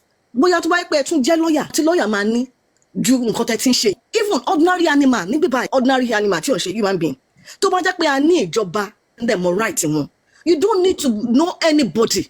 Níbí báyìí ìyá ń gbọ́mọ lọ sí court, ọmọ ń gbé ìyá lọ sí court. It's not a new thing. Because bí wọ́n ṣe structure system ti wọ́n nìyẹn, wọ́n fẹ́ kí ìlú wọn dání. Wọ́n kàn sọ pé wọ́n hate ẹ lè imagine kí ìyá mi wá bá mi tọ́mọ kó sọ fún mi pé ọ̀sẹ̀ kan tí mo fẹ́ bẹ́ẹ̀ fi tọ́mọ àbọ̀ ọ̀sẹ̀ méjì máa gbowó lọ́wọ́ ẹ̀. Kí n lọ bọ́ ọmọ mi tọ́mọ kí n sọ pé wá nǹkan ló máa mú tó bá ti lè fún mi lówó tó bá yẹ pé utility ilé mi ló fẹ́ máa san òun ló máa mú. Àwọn arò pé bóyá it is insane. It is not. Àwọn ibi tí àwọn ti fi ìlú wọn wọ́n ti structure ìlú wọn dé ló jẹ́ kí irú àwa bá ẹ̀ka lè wá síbí. Tó bá yẹ pé gbogbo àwọn culture táwa ní a lò in the right part ni ní wà níbi táwa yìí. But all we say, we capitalize on culture, we capitalize on, our values. And we use it to our own detriment. And that is where we are today. Now, going forward, Sherry protest, I've been hearing you, but you affect shift, you can. The fact is that February 28th, Corona, it was your gathering with the commissioner of police that instructed them or to put on, okay, let's go and reopen this thing. Don't forget, but the commissioner of police dialogue with you, invited you to the command, and you went there. And if you remember my chat with you earlier, that one thing Timoma admonished from people like you is that you are a respecter of the law. Regardless of how versatile and intelligent you are treading on the right path. Sọ pé nítorí pé àmọ́ mọ́ wọ́n ṣe ń ṣe nì kẹ́ wá fẹ́ dojú ìjọba mọ́lẹ̀. No, tí èèyàn bá fẹ́ gba nǹkan ìwọ náà láti ṣe nǹkan tó máa make ẹ gba nǹkan tó fẹ́ gbà. Now listen sí commissioner of police. Give and take in life. Yeah, give and take nílé ayé ẹ ti lọ ẹ̀yin lẹ tún wá padà wá pé commissioner of police tó invite yín wọn ò dá yín lóhùn you came back again. Tó bá yẹ pé ẹ rò pé ẹ lè kájú mi pé torí pé àti council yẹn àwa bá yín na lie and you are still forging ahead. So n tẹ́mi fẹ́ sọ in summary ni pé this protest that is going on we should rally round. Our voice is our power. And one of the things that we want to advocate for, strategize all those key things. Whether wọ́n sọ pé only 3 seconds ni o, àbí pé whatever ni the video is, I don't know, but I know that there is an element pé video can exist. Lẹ́yìn yẹn, even the corona itself, I want you in your protest to challenge them. I've been saying it ní any platform tí n bá lọ pé àwọn corona in anywhere in the world fún criminal case or homicide case báyìí, even àwọn cases, there is a timeline tó fi ń ṣe case. Corona will not just go to eternity for more than 1 year. They should come out and tell us what is their achievement. So irú àwọn nǹkan bẹ́ẹ̀ yẹn ẹjọ́ kọ́ bá wa gbé sókè. Gbogbo àwọn tó dé wà ń bẹ́ẹ̀ ń gbà yẹn, how many of them wọ́n ti mú fàtí jáde lẹ́nu yẹn? So nǹkan tí mo fẹ́ sọ nìyẹn, ẹ ṣe máa dé tó lọ sà. Thank you so much. No, I'm just clapping for you for that submission. If you want to add more to it, you have one more minute, you can do that. I'm not. No, nǹkan tí mo kàn fẹ́ sọ nìyẹn pé this protest is an avenue for everyone. So you support because ó dàbí pé on the 10. We should go on with the 10. Yes, please maintain on the 10 because the fact mo fi sọ pé on the 10 the autopsy result. Suggest ni pé nítorí ó ti fẹ́ clash because I don't want them to see. Tí ìgbọ́ kó jáde.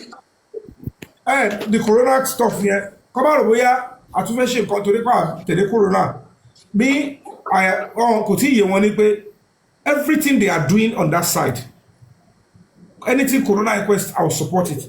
But àwọn kan wà tó jẹ́ pé wọ́n ti tó lẹ̀ ti pẹ́ àwọn fẹ́ gba reality yẹn because people ìwà ṣe ń ṣiṣẹ́ ó yàtọ̀ èmi ti rí mo ti mọ̀ mo ṣe wò báyìí pé for that level ẹkọ̀ fẹ́ satisfy kẹ́nu ayé public kúrò ní pé kí wàá lè fi ga public wọ́n stage wa lọ sí corona òótọ́ ti fẹ́ sọ fún ilé nìyẹn kí la fi ga wọn pé ẹgbẹ́ wọn lọ́bẹ̀ yẹn àwọn tó máa lọ testify bẹ́ẹ̀ ẹ̀kọ́ máa sọ different things tó bá máa fi tó bí ọdún kan ọdún méjì wá dànù ṣé kẹ́kẹ́ mo sọ at that initial stage because wọ́n rí pé the family are not asking that they should bring justice for Mohbad ìyá Mohbad ò ní díẹ̀ they only thought that the only person to switch which is Baba according to irọ́ tí wọ́n ti lọ pamọ́ bàbá yẹn ni pé the reason tí bàbá fi switch ni pé ọ̀rọ̀ property ntọ́jú agree tẹ́lẹ̀ wọ́n ti fẹ́ ṣe nǹkan míì ṣó ti yẹ yín kọ́ mo sọ and that is why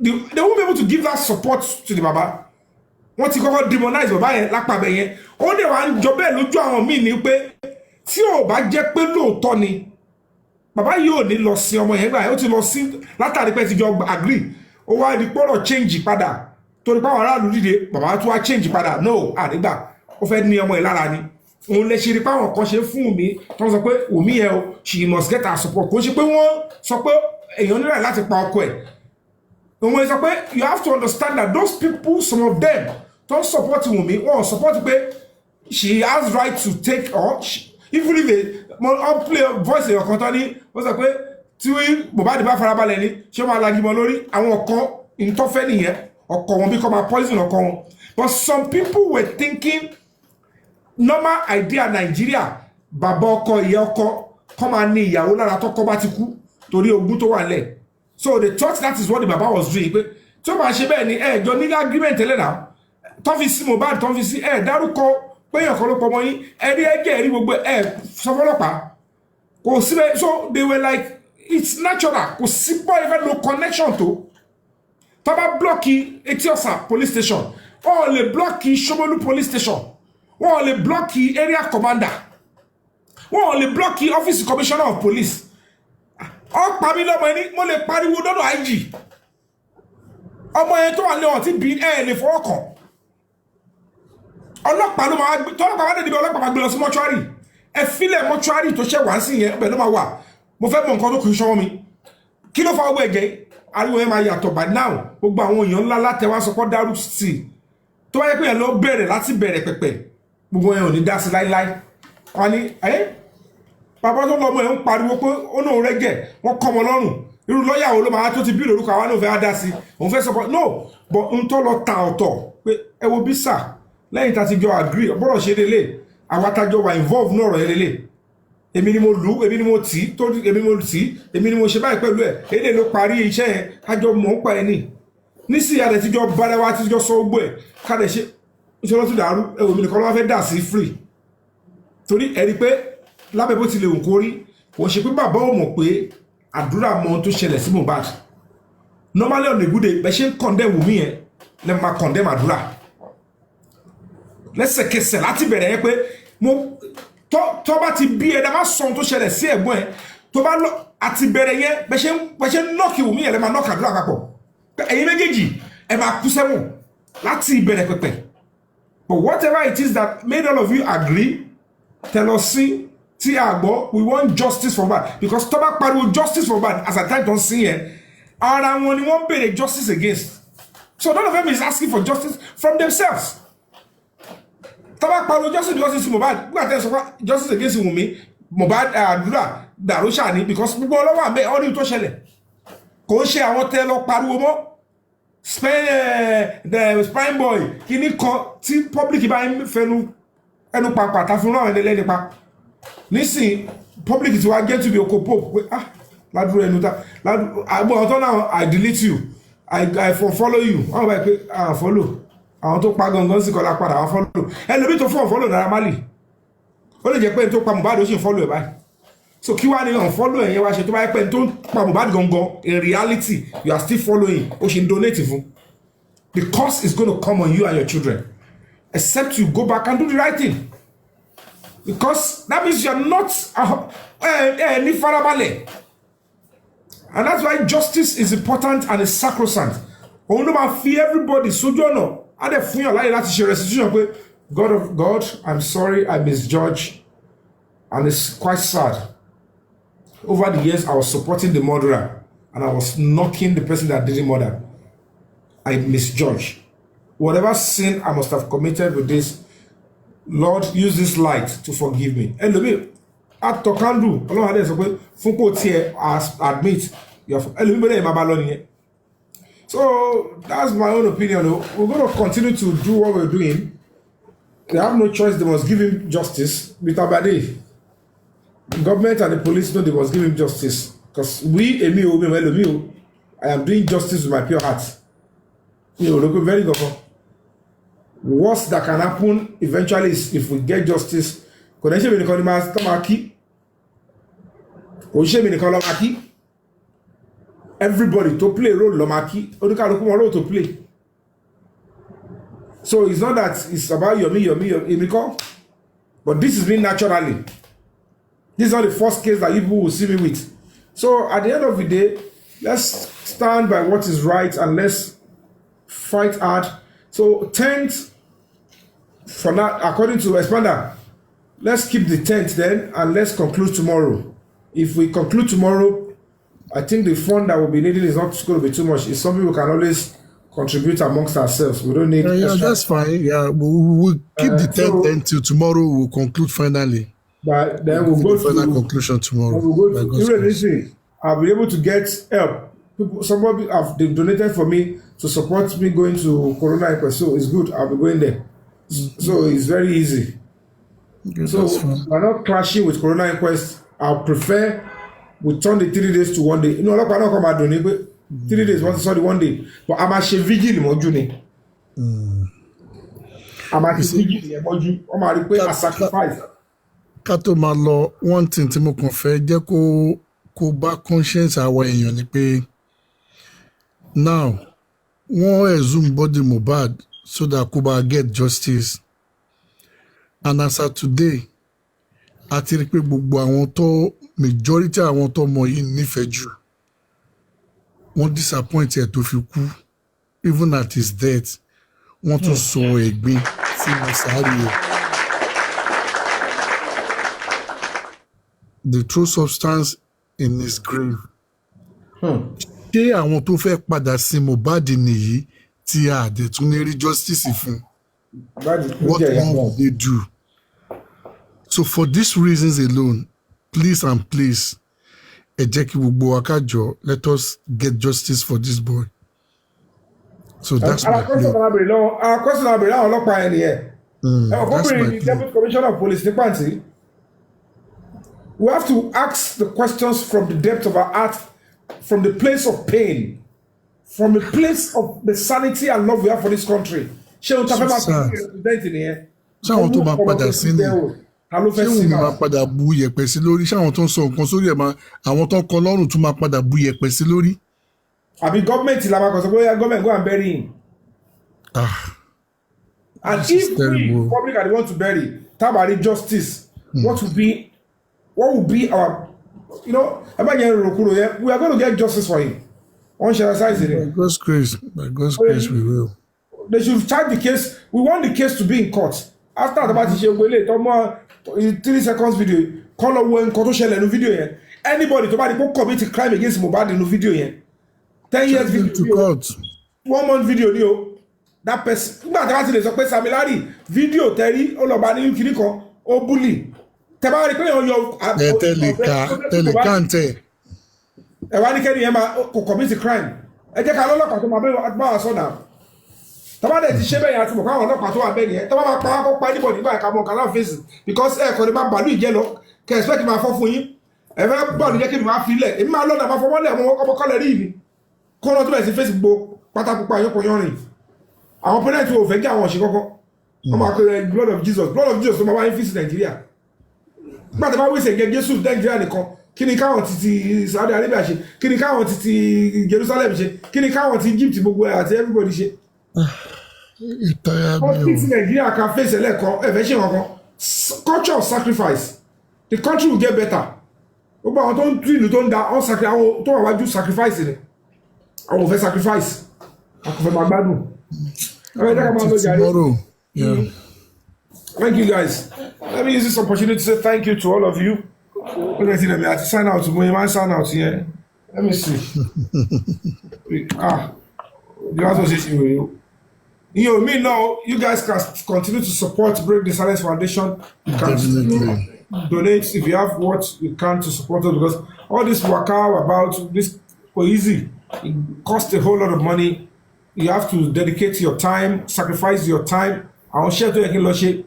I have an interview I'm supposed to go get I couldn't go or bad me back and those interview I'm a level I'm a mole me le lo bile da lo ba me arrange wo interview yẹn to me fe mo láti sọ to cancel ni so me lo fe ṣe gbogbo ni mo kan lose iṣẹ́ I understand kolon ko aye jare I want to say mo fe sign out again she normal level me. All right, everybody, that's fine. With Glovo, you've got the city at your fingertips. Got cravings? Order on Glovo. Running low on toiletries? Glovo's got you. Download Glovo. Order anything you want and receive it in minutes.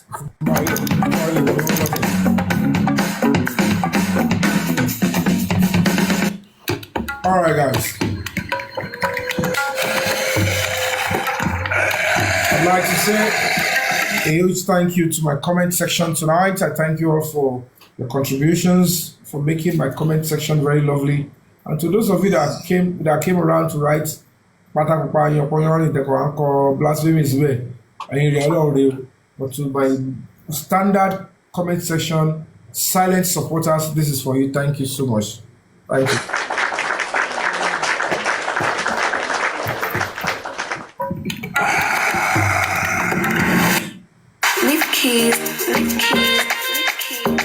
Yes, I'm feeling good. I'm feeling all right. We thank God for the gift of life and all of you that are here supporting. I want to say thank you once again to members of the panel, all the panelists. I want to say thank you for you. This is for you. Thank you. This is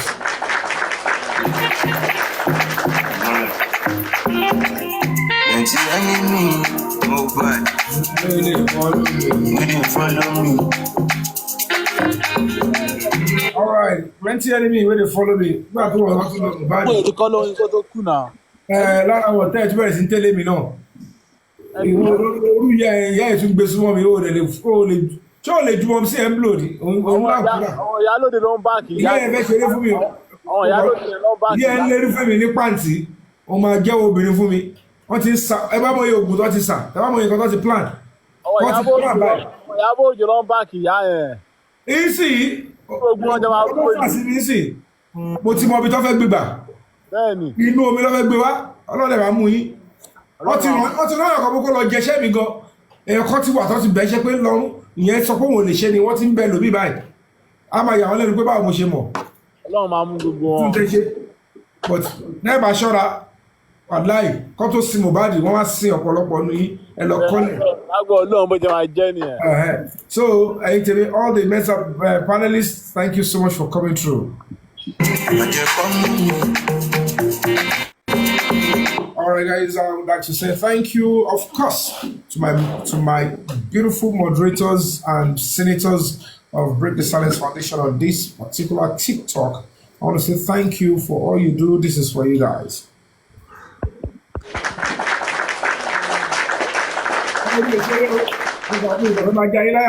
They made a lot of attempts. Lọ́wọ́lọ́wọ́ yìí, eré tó ń sá láti last week lọ́tí mo pé kọ́ delete ọ̀tá mi. Wọ́n kàn try ni. Wọ́n ṣeré ni. Wọ́n kàn ṣe ẹ̀sáìsì ni. Nísìnyí Kurube lọ́ní kọ́ ló wá. Wọ́n ti bẹ̀yàn kan ìyẹn ní òun ò lè ṣe. Now they are on the verge of bringing out. Ìkan wà ní wọn tó ti lọ gba assignment yẹn. Àti ibi tó fẹ́ pè mí lọ pé kí n wá. Kọ́ lè jù sórí wọ́n ti pattern orí iṣẹ́ àtomi. Mo ti sọ fún yín mo ti mọ̀ lẹ̀ ti pé mo ti mọ̀ kò lè work. Ẹ̀yin lè máa fún ara yín kó ẹ ṣọ́ra. Báwo iṣẹ́ ẹ̀kú ò lè jẹ́ fèmí. Àfẹ́fẹ́ fún ara yín kó. So to my senators, I want to say thank you. Bless you so much.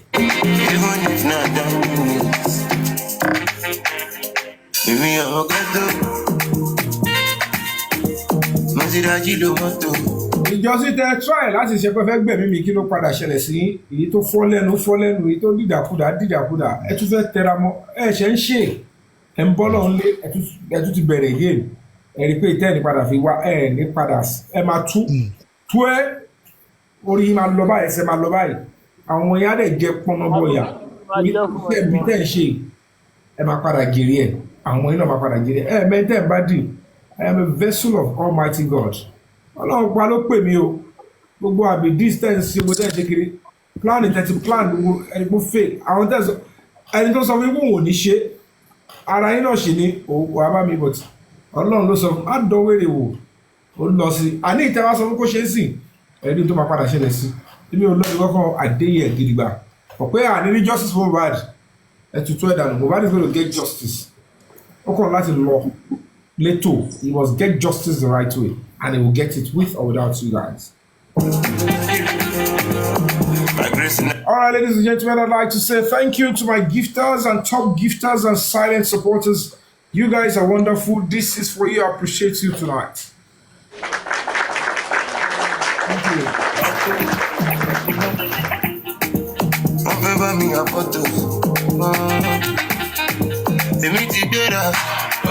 Láti fọ́ tàtì, wọ́n lè wọ́n bá ti, wọ́n filẹ̀.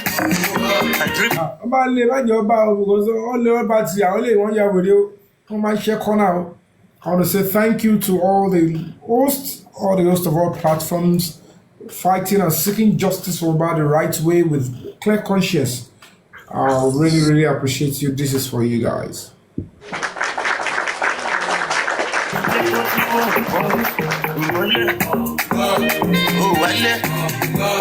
And to Nigerian police officers, the ones that are doing the real thing, they are trying to seek justice from Mohbad and are not cutting corners or blocking justice for this young boy, whereby keeping him in the box.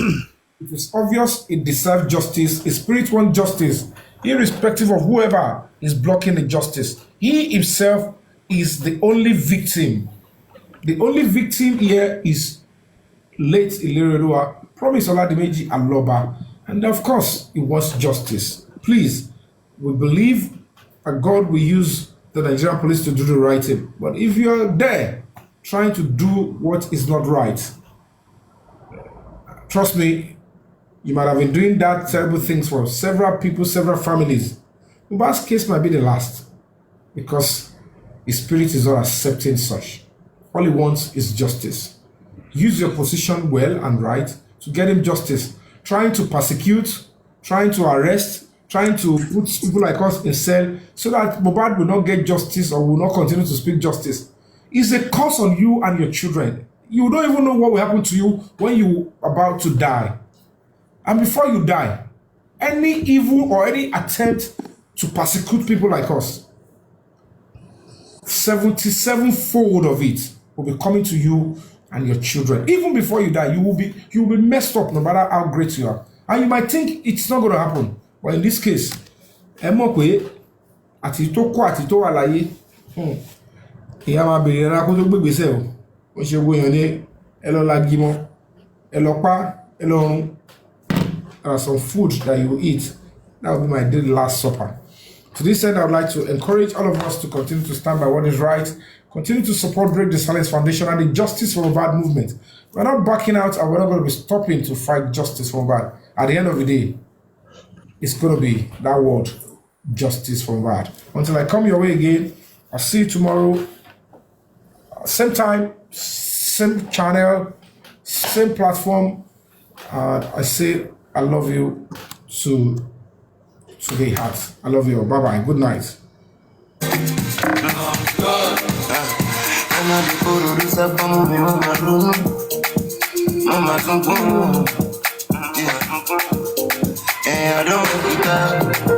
I don't break tired. I don't want to be no for fire.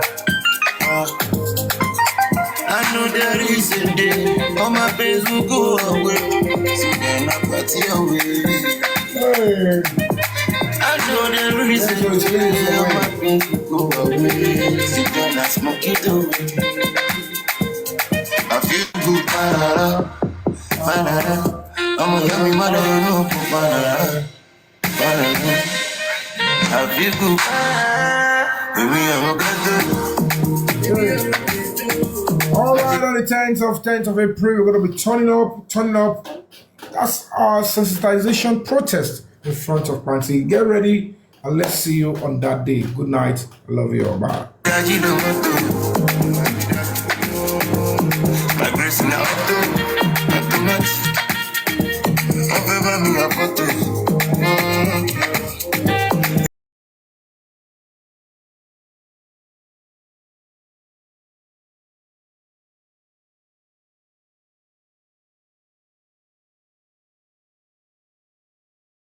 Hibiscus flower wege neta wa baba lere to.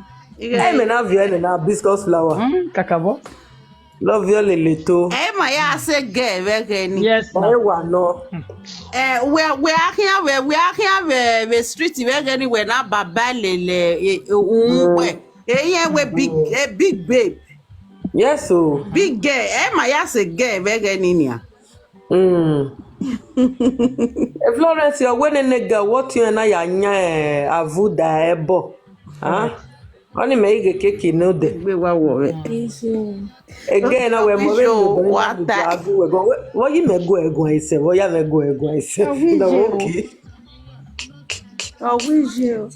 I wish you. What you a good man and a web ball. Eh, Florence, now I know you knew it that bono.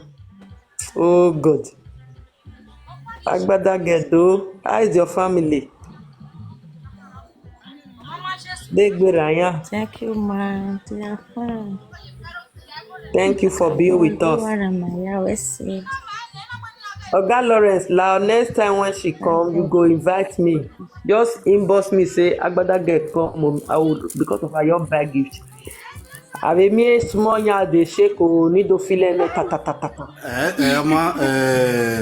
We will not have love. Next time so far ya la life away. No, I mean when next time when Agbada girl go come. Now what I mean? She know they come every day now. Yes. I invite every day, but you never invite Tiwiri. Yeah, that's nice. So Agbada girl, when next you are going to come? Yeah, I want that way. Feel a gift, you know. You have a feel a gift, €10 no, my bad. Wow, God bless you. My no way that time. So God bless you. Mommy, I appreciate. So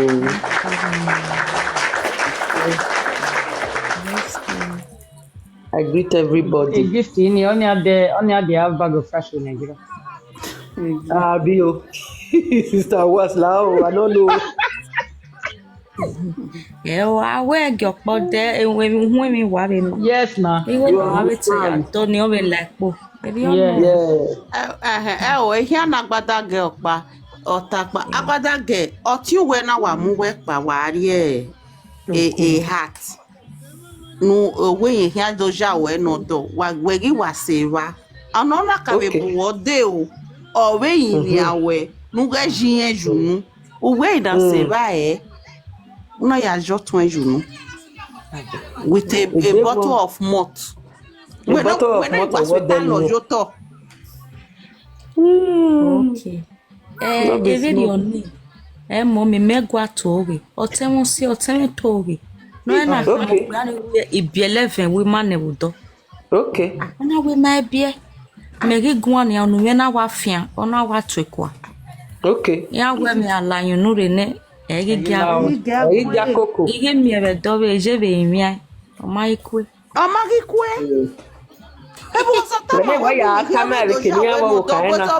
Abede motive nu we ote motive okake nu we anwe moti ni ni o be sie moti we na waswe uwu biene mama be dey have shit moti gifty edi oye wa mi nene guy do be mi obukan na wa ya ata ma we o magire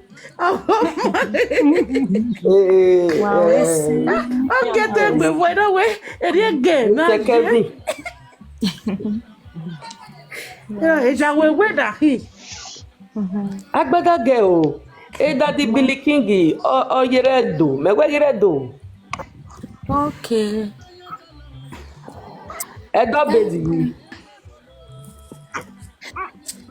Already, but relative Nollywood film, sha. Yeah, because I'm surprised why we preaching on our don't interpret. I shock. No, I get that the King you. What have we English film? Maybe I'll be travel very on. Hey, yeah, that's nice. Any everywhere, no, now what kagbe, Mamma mia. Now what kagbe, don't say. Billy King, nice one. Keep up the good work. Yeah, YouTube Doro Kagbe. Okagbe ni Masha. Okagbe don't tell. Flora, be like say you never enter movie. I never see you for movie that time. No, I never entered that time. No, never entered. Okagbe. You see, they don't put on for YouTube. Okagbe mena. Okay, oveni ayaswi. Okagbe mena. Ige ine. No, egani do ya si won egani oya se owo ka na sena gbe o sena you be yan e o.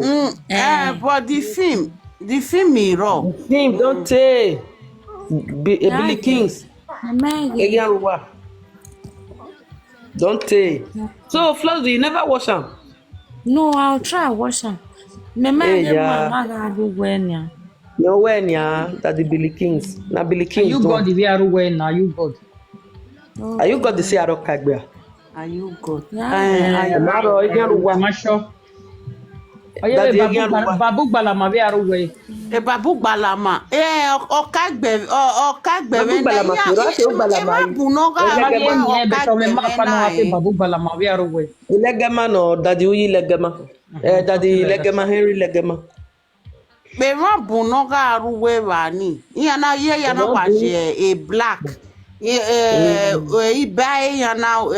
we me we watch na very interesting movie. Dini abi ekesete ogaje ewe boyan na kwewe dogi me. Okay. O Nigeria ke dogu e. mere webo mi ado egunme whether I make ana. Okay, yeah. Iyan do evio gwere webo. ado egunme be webo whether a cassette oyebe egana na mi cassette na a cassette that Yeah, na big me cassette cassette or VHS.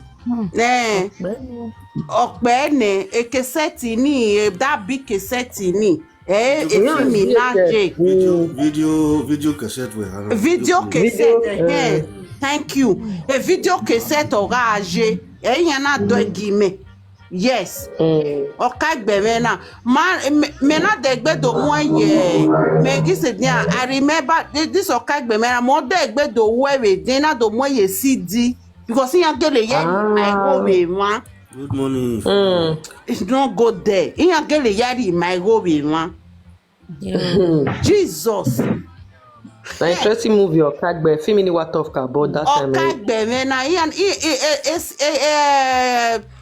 cassette yan na do gi me be ni yan mu egyo yan ya mu gi me be ni yes Okagbe me na iwe yan kebe jamba na we do yan na do amu ye CD e ma na me to mo ye CD gift Okagbe me na tie Okagba tie the film where Okagbe e ma ni wash yan na we Okagbe ni ado yan na waje black ya ma o kona dore me na dore Ye film no kan film ne de kaina do figo ni abi Ando agage yo ni ave tu ni ke. Yeah, don't me even ya we. Yeah, na do afi oni Okagbe na do afigo ogwe ne no gigo no na ariere o gigo ne no ke hi ariere. Na old Okagbe na omu ya bo omu ya wa mi ya bo wa mi ge bere yana. Kakabo yeah. Owo na ya na bo wa ye be double gan wa ga e di Okagbe. What do we bury on? Yes na. Owe ma ya na mi go ni ya bo wa. Owe ma ya na mi go ni ya bo wa. Iwe cassette yana cassette yana ri eyan ya mu efimi ni gi me cassette ga anu. Cassette ga anu. Evana me na ido mo ye CD gi be are ni ne. Okay. Ọ̀pẹ́ ni máa fi medo. Waya bota o. Bokia baba. Bokia o, bowie o. Bokia. Obokia. Agbadage. Agbadage we ma go re. One more. The pastor o. A pastor over. Daddy Billy Kings. A pastor give no. We are Moria now, we are man, we are fear only. We are Moria, we are well dinner. Easy, the mighty gear. Yeah, what Agbadage, what attending them, yeah, gear. Yeah, gear, what? Serious. She did try. Yeah.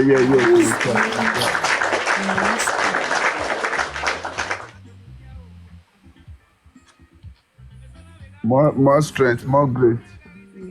Thank you. Eni ni ne no dion we mu. Agbadage. Eni ne no dion we mu nu we ni we so ni na me oni me because me make no dion. What dion we na me ni mu nu we. Ew, community headgear. Community ya egbe. Headgear. Headgear.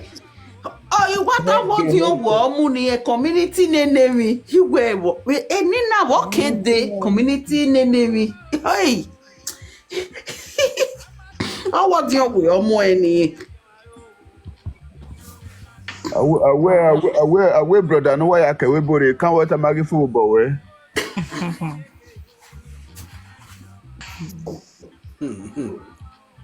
Okay.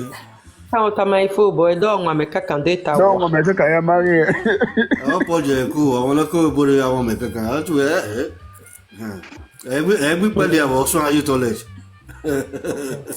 Oh yeah, make by admission. Bra Lawrence, why Omanoke we bore or we pure water? Omanoke we bore now we pure water. Big bed there. Also, I'm you toilet. I may borrow. But We are one may borrow. Brother Lorenzo, me ga kpabiri ayi ma be jan waka we bori. Ipio ima nwa be eva water na. Ma nwa eva water ipio ma we the pure water will ni ma nwo. Mana do akọ da we ayi. Ma mana wa e tissue we wala ro. We we pa tinu we. Aba me gbe ni. Brother Lawrence, where is any again every sachet water and another there. So got mama because me I remember 1 year when I go Nigeria. A Uniben. I'm planning to get a Uniben sachet water. Why you my sister? Why you me one way Uniben kakabo. I not sick, I not do anything. One of the best water I think na Uniben. Notre Dame. Omove gave vagano. Yana we vanima. Uniben Notre Dame. Notre Dame. Yeah. Yeah. In when sachet water ni kake Uniben one week abo. Ike do pa in Nigeria more than 2 weeks. Ima home mi very ma home mi nothing do me. Notre Dame wa ma. Ege menoredian. Ge mommy menoredian omega me na anwe bottle water nwe like 4 years. Ege stop na anwe pure water ime home. Oh. My anwe pure water de. Anwe pure water. Ina do abola me ne doctor na we ne do abola na we ma oni me enwe pure bottle water ni me na do dictate where we no ru we the bottle water way too much. This next to water, no blue, no. Really? Okay, ameni. Next to water. Green. No green or raw. Ame ume pungoni no green ume pu. No blue mega ngoni ume na bu. Ina do abuela meke kantena do swing this Notre Dame. You know, my master my Notre Dame sachet water abi. Only he ngona wa ma. Only ma. Notre Dame any wa ma me wa nwa ka bo. Only wa money me wa ite na. Sabai we see me ma wa boko gbo we pure water you. Yes. Okay, not be like. Elioje, veni imagine mi aya nwa meke kana we na ga me no roe. Odo worry me ni na we nwa Elioje. Aye nwa me no roe ya. O yeah, it was. Oh yeah, example. Okay. Or maybe I may borrow. But I will me sure I'm not no please. Yeah. Because we not say brother Lawrence in that time where I'm not royal. Mr. Lawrence. Daniel Lawrence. When I'm not royal when oro you wake back. Odo akeva roye roba na vio you peda. When I going to dangerous. But mama again when I rowa we maka anwo. Again igbira ne. I mean omanoke mana do wa. Because again your system mini wa be master. System in my level boy system in my adapt to Europe system. Don't want me.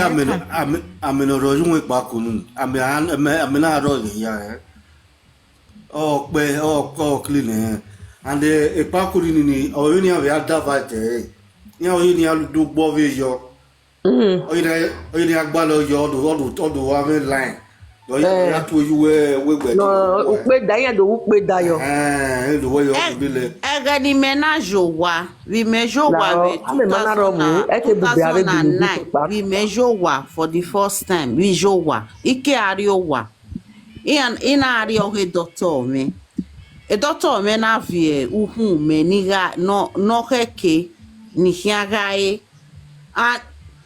Uhuni irieje ona digestion packet kan me ona digestion me but ona ye vie tablet me ni hiae but we me so wa uhuni iga ario me iga minu huni every morning or anytime ya jere ijeme was ijeme na do anome we vive uhumi ya wo sunu dawe uhumi nu na ri uhuna tamame mobile wo we ina we je ina we o ti humi protection no we igare nigedo humi bi ase ekeni dia ya so wa and ya so why because anything idita Ibijeme was angry. We were okay. Yeah, so why if you rich as not be as you there so.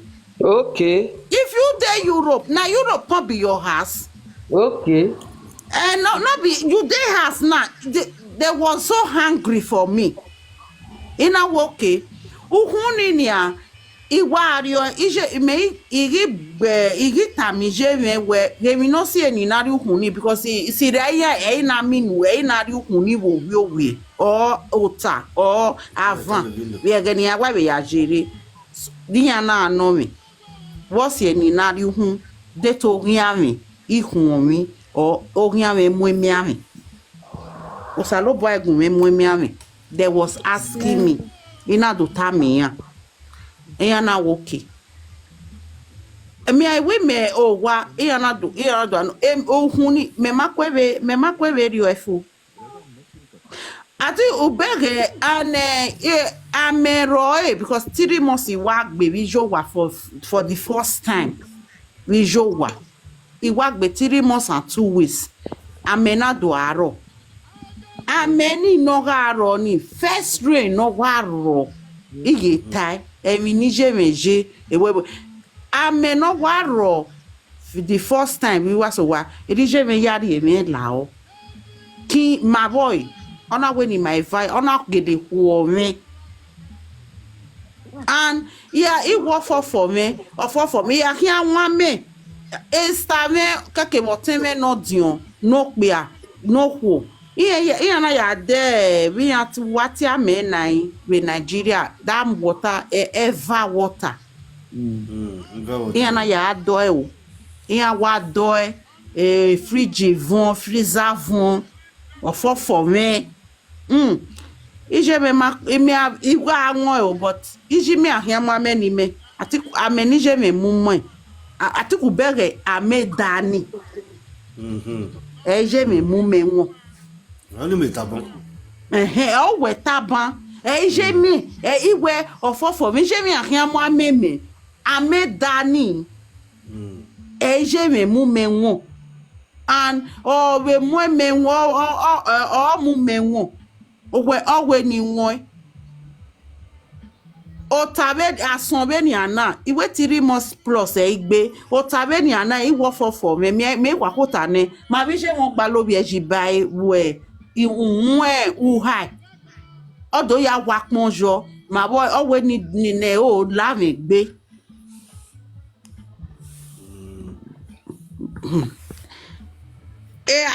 ameni because I see any me not type one way because iya ye but me I don't know me je me wu ne but egedi me na jo wa emi ni we ni ji me ya treat me no ame dani ije me we ameno kodu hun de no owa oga mu me wu ane me awo for many me aru owa ije me ke mu ameme won atiku bega be ever water ni or eflin kijeme or wa mu ameni amu ame ahe o wa mu o ya mu jibai o we ne o la o huli kian guy o ni do o we ni won o fun me gbere because bra Florence high man where many okay for me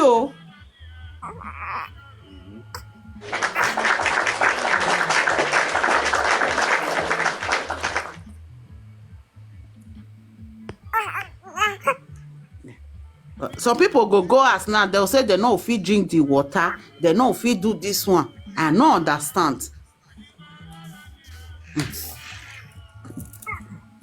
I still based on their body system, Sha. No, say your body system not be the same. No be the same thing.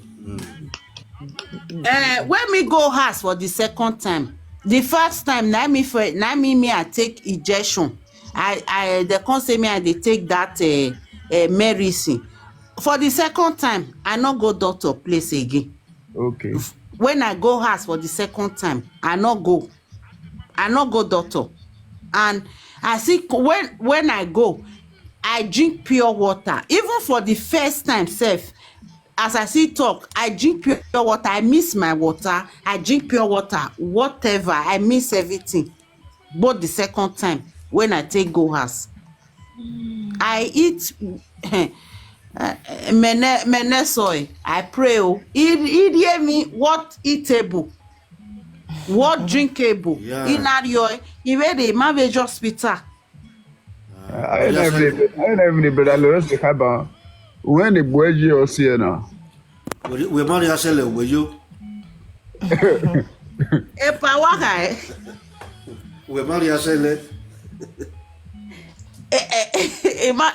Imagine sele but ijigwe o iwajigwe emi opa even for the first time ijigwe ya kwa asele owuri oya asele imari asele that thing abe gba sele me and me wala ka sele imari asele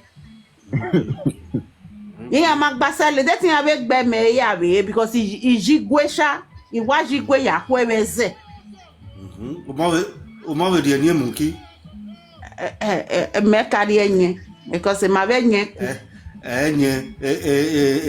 neck oge mo enye moki neck oge moki Mario imagine ari me o but Mario what am I we no ye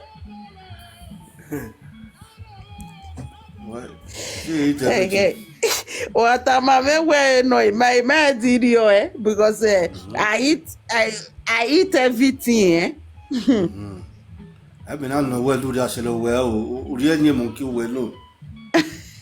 Oh, we eat everything eatable. Everything. Yeah, I eat everything eatable.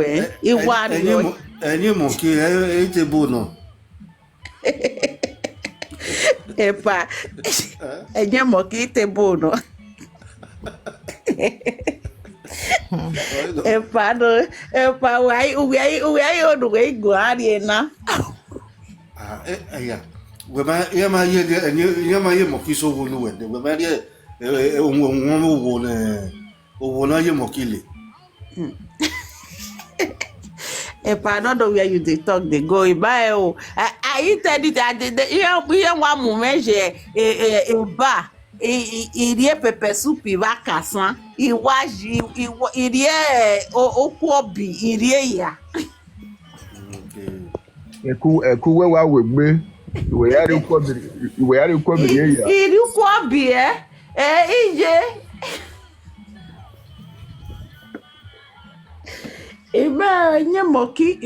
nye moki ya we me o. Yeah, nye moki we me but they say make I don't know because but if I know bo if they tell me what it mean I go eat time if they tell me we bro one mama on no do yo.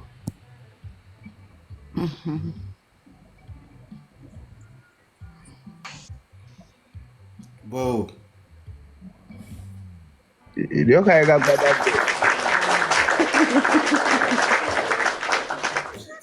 Agbadange, I tell you, Agbadange ga wa mu eme wari. Owe dede mi re it does be. Yeah, a pampasi. As we what if we can na? What if we can we? Even agbada guy una yan mo balance the way content okay say kakabo.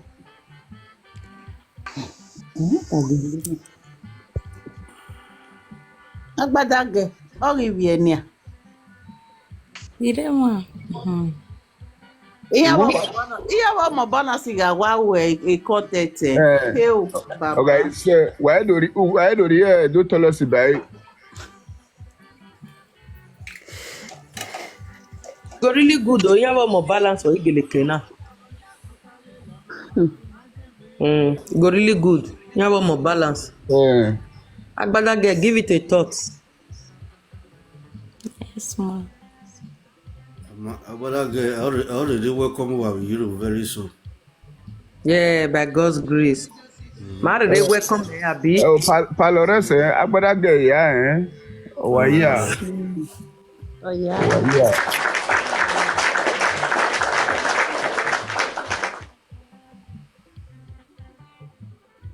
Ivani Bobono one I dey here. Oh, bisme onajo ege guane. Ege guane, owe ege. Here, what do you way ege? Ni. Yaba ko bo wali. Epa, ewo bobo. Aisha. Oh, awen me pien but e ma ko bo ni. Clapping effect. Clapping first. Yeah. Yeah, fe wari wa. Do o ni apo ball o, ya me po ball. Do o ni ave pe trumpet no pe no. The trumpet is your high form, abo. Only my high form. Okay, do ya po. Agbada guy ni no ga toast well. Ye very na my a mission we wa me mission we na media. Ona do a toast we. Abi. Ubi iwe guy ni e ane o give no ke na to me we no pass we aye u ga han agbada guy u ga ho e ubi iwe. Okay. I remember that guy. Maybe feature it. I remember that guy. Where? Ije. Oni gize tama we si aye o mai ho e pa si aye o oge no na ya toasty we. Ina we heu. O la bebe na. Do wa no we no toast agbada guy. Ogi wa toast agbada guy na wa sun e o. Eme na wari. Awo ye mata ma we ba. Oko na de. Na woki. Iya agbada guy na wa so agbada guy sun ene. Wo gure de mi no na we okay. We go adie ma. Eme na fo agbada guy onu. Ujere. Ejere ne.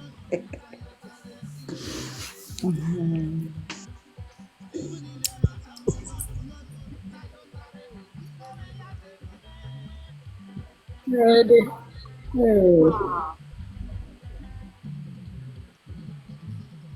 Why time mommy we are not on to our area.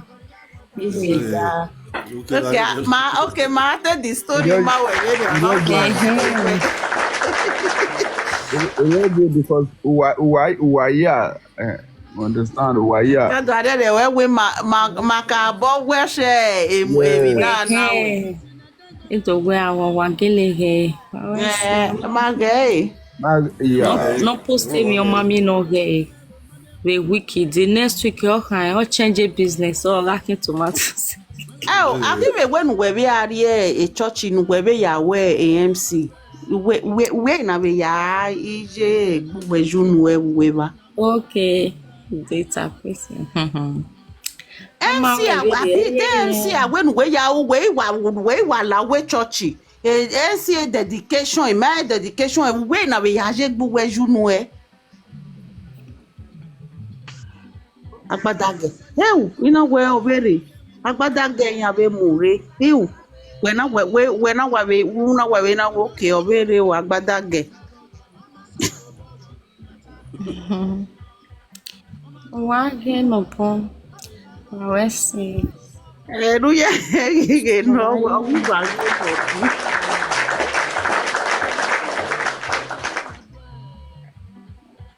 At first, agbadage na ma wo hame agage wo hame na wo piano na wo ko no. Yo. Wo hame wo ta mo gbe wo pia. Mami, no wata na. Eme so gun me yan boss me the page yan we good morning sir, good evening. Ije, iwa iya me dey ki be di mi je ho. E cap ma te gbe o.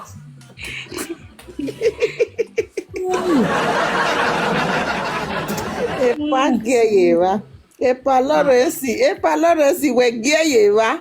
Iwe feso pe abo ko kwa be nya. Dia ma bege ye vi mi yo. Iya ma Epa homi. loresi geyeva o. The man was to dumb. Ross, I like your video.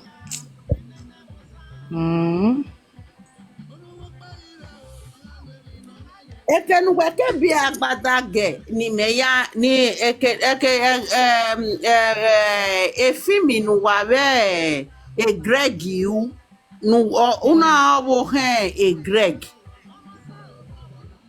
wana rote godu ugele lu e Greg iye da we lu we Okay. efimi Nina ni we dirty girl, be nina we nurse. dirty girl agbada na o we jo una wa we dirty girl and Greg na do amuhu ona amuhu ha Osasui West Oga era agbada ge. oh yeah is my o efimi ni sana okay ege ni Wano.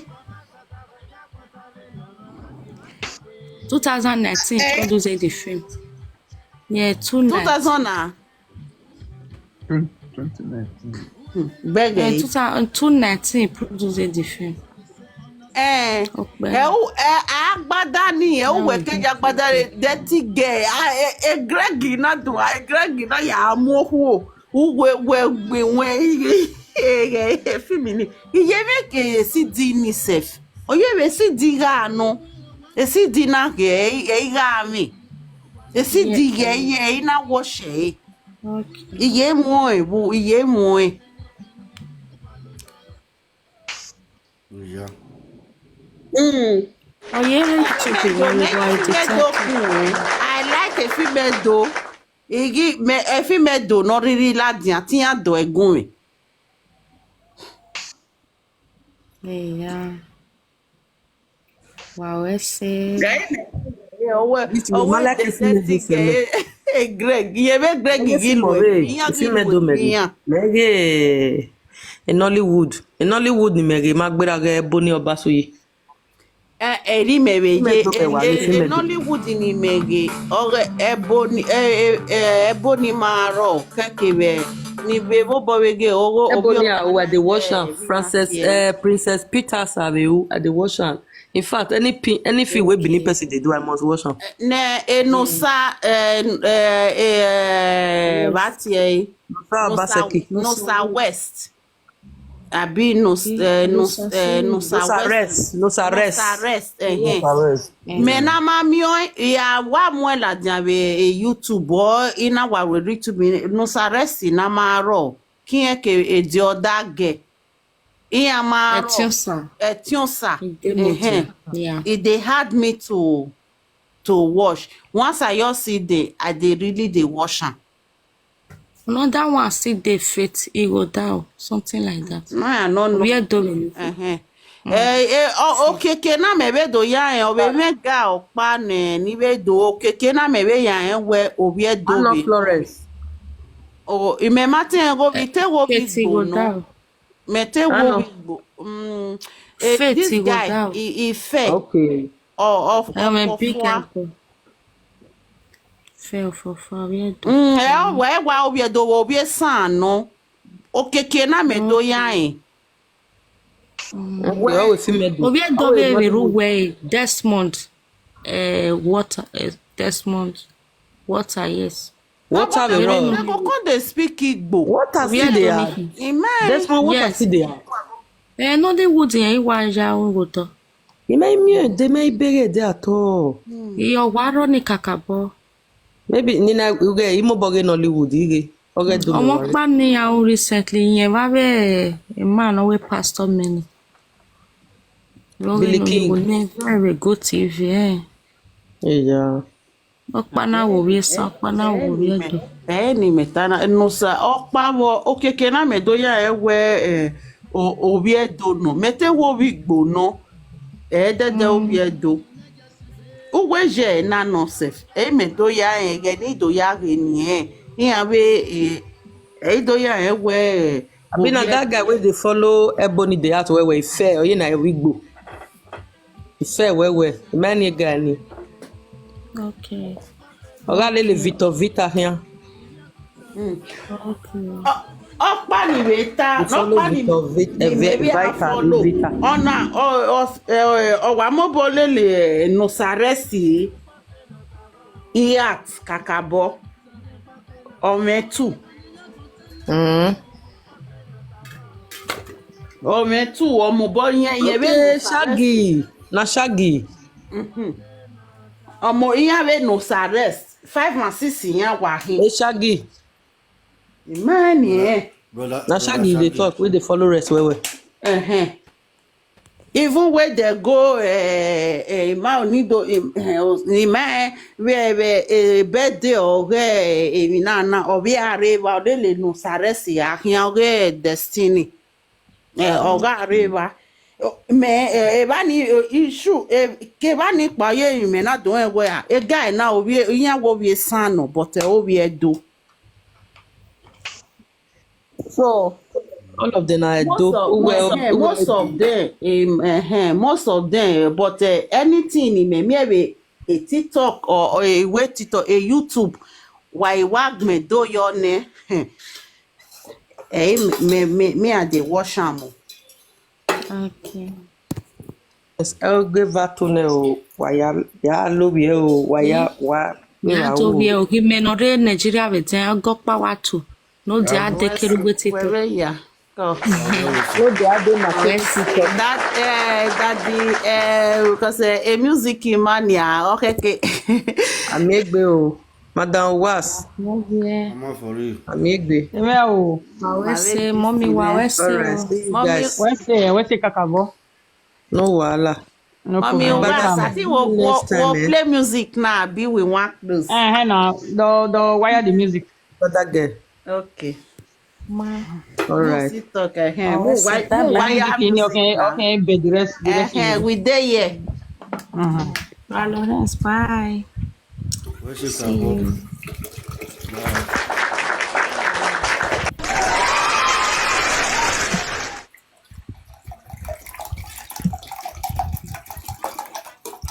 Ni mo we tori abi.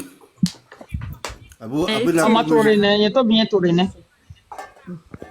Ai mama for you. Okay. Abi na de lugar music o pa lo ya lo de.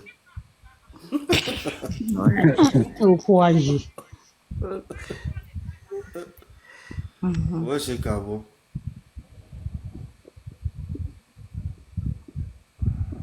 So let's see.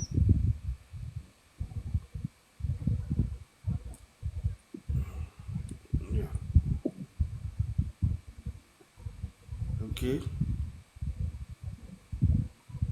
Yeah.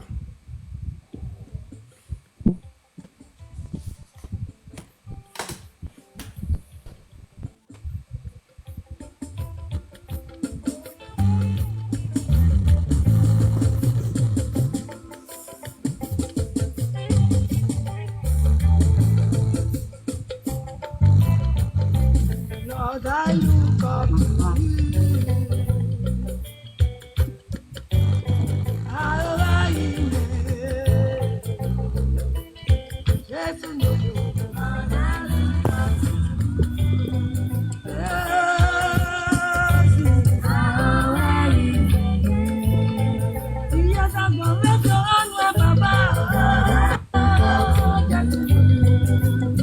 Wese o.